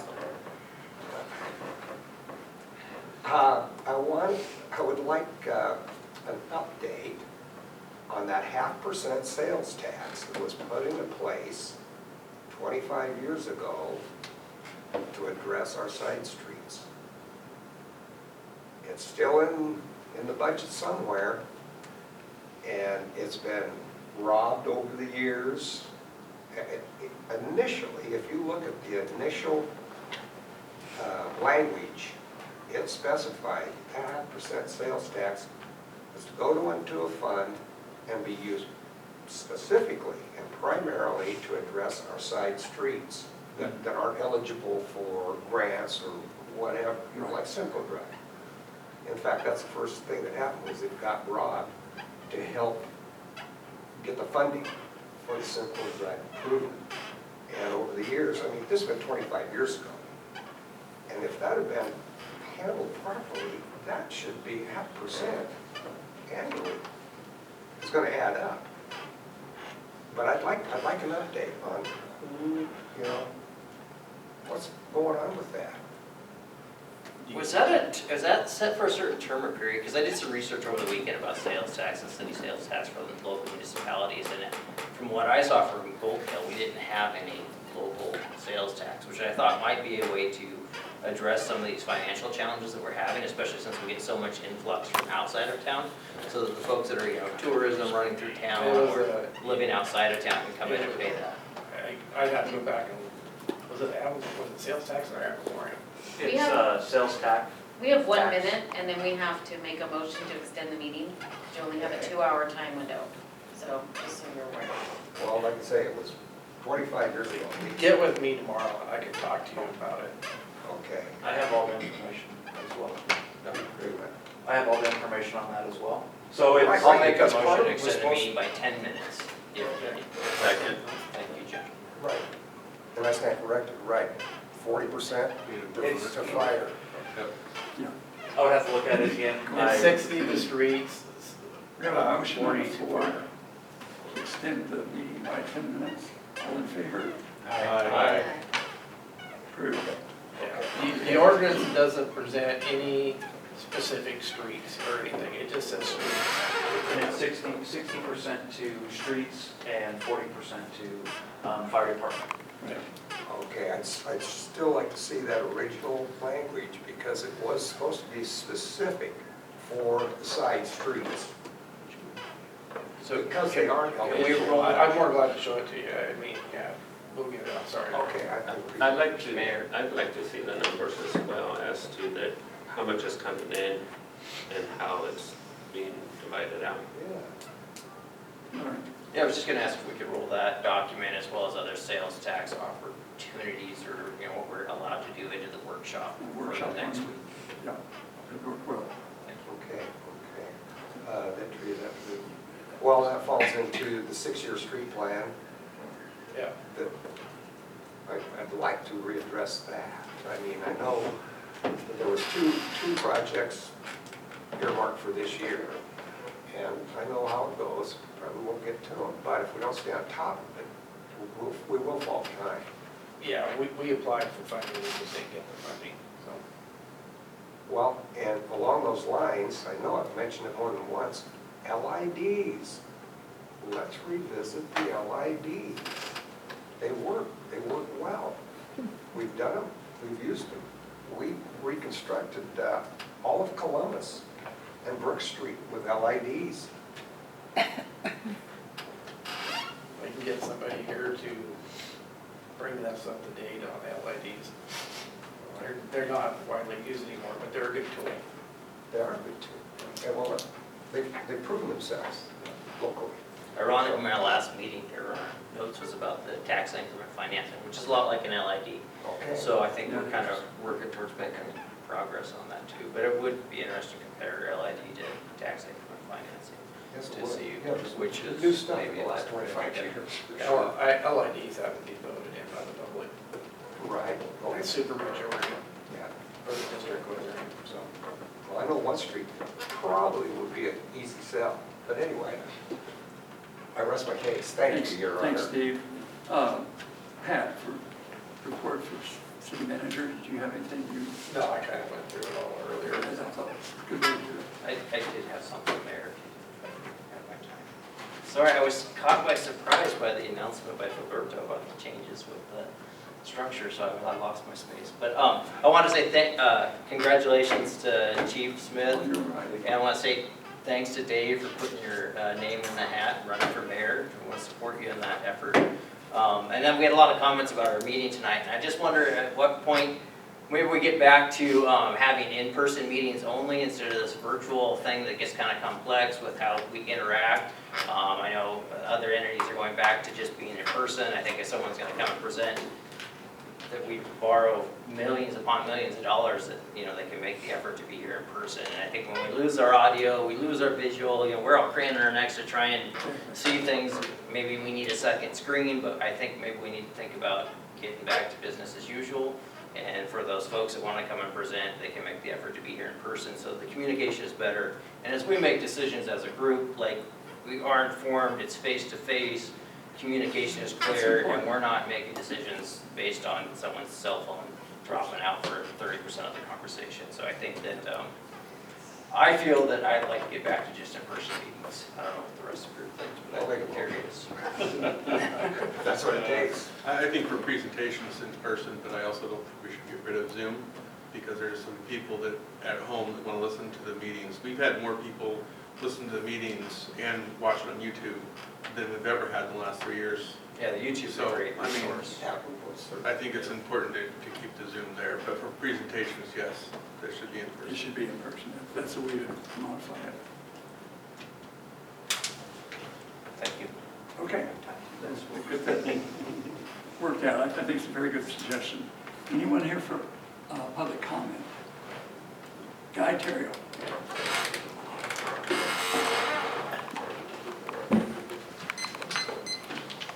Thank you, Mayor. Evening, City Council, Congrats, Chief. Hi, Chief. Name and address. Oh, well, the mayor said my name, but my address is 323 West Byers. My name is Guy, and last name is pronounced Terrio. I'm here tonight because a very close friend of mine passed away this year. This close friend served on various committees with the city. His name was Terry Luth. He was very instrumental with the airport committee. And he is also instrumental with us getting the fueling station at the airport. I'd like to ask the City Council that we dedicate the fueling station at the airport to Terry Luth. I think it'd be worth talking about, yes.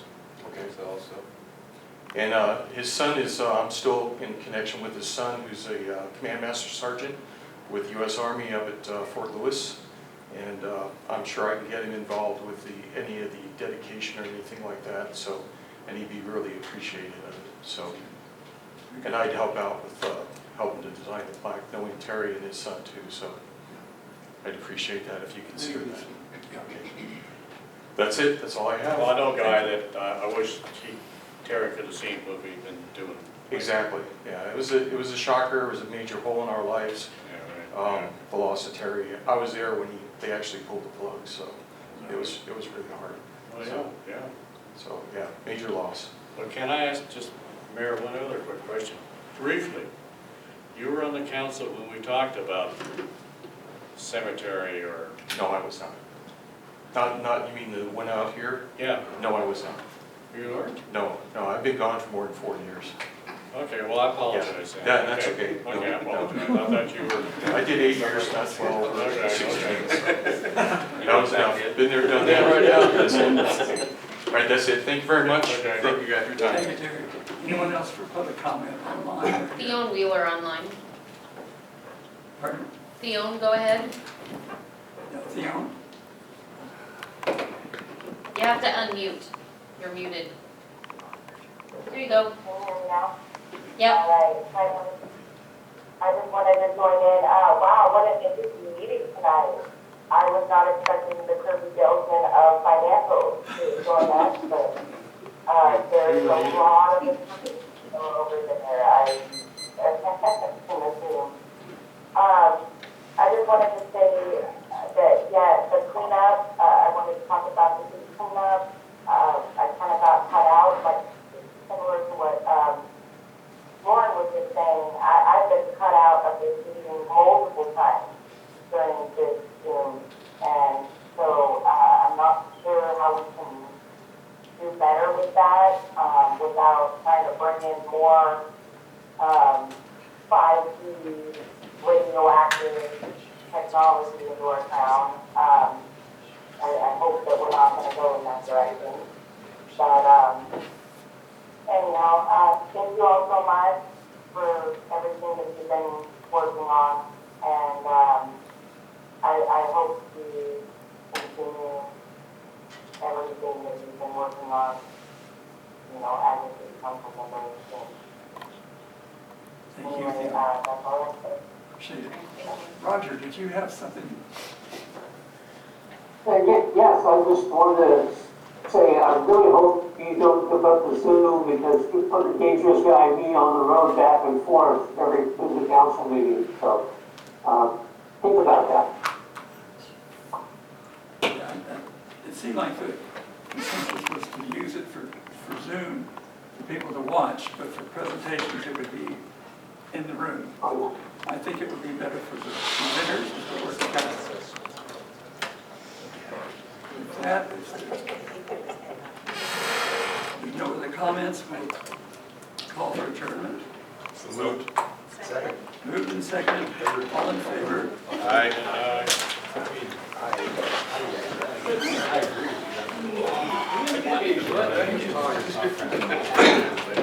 Sandy, tomorrow.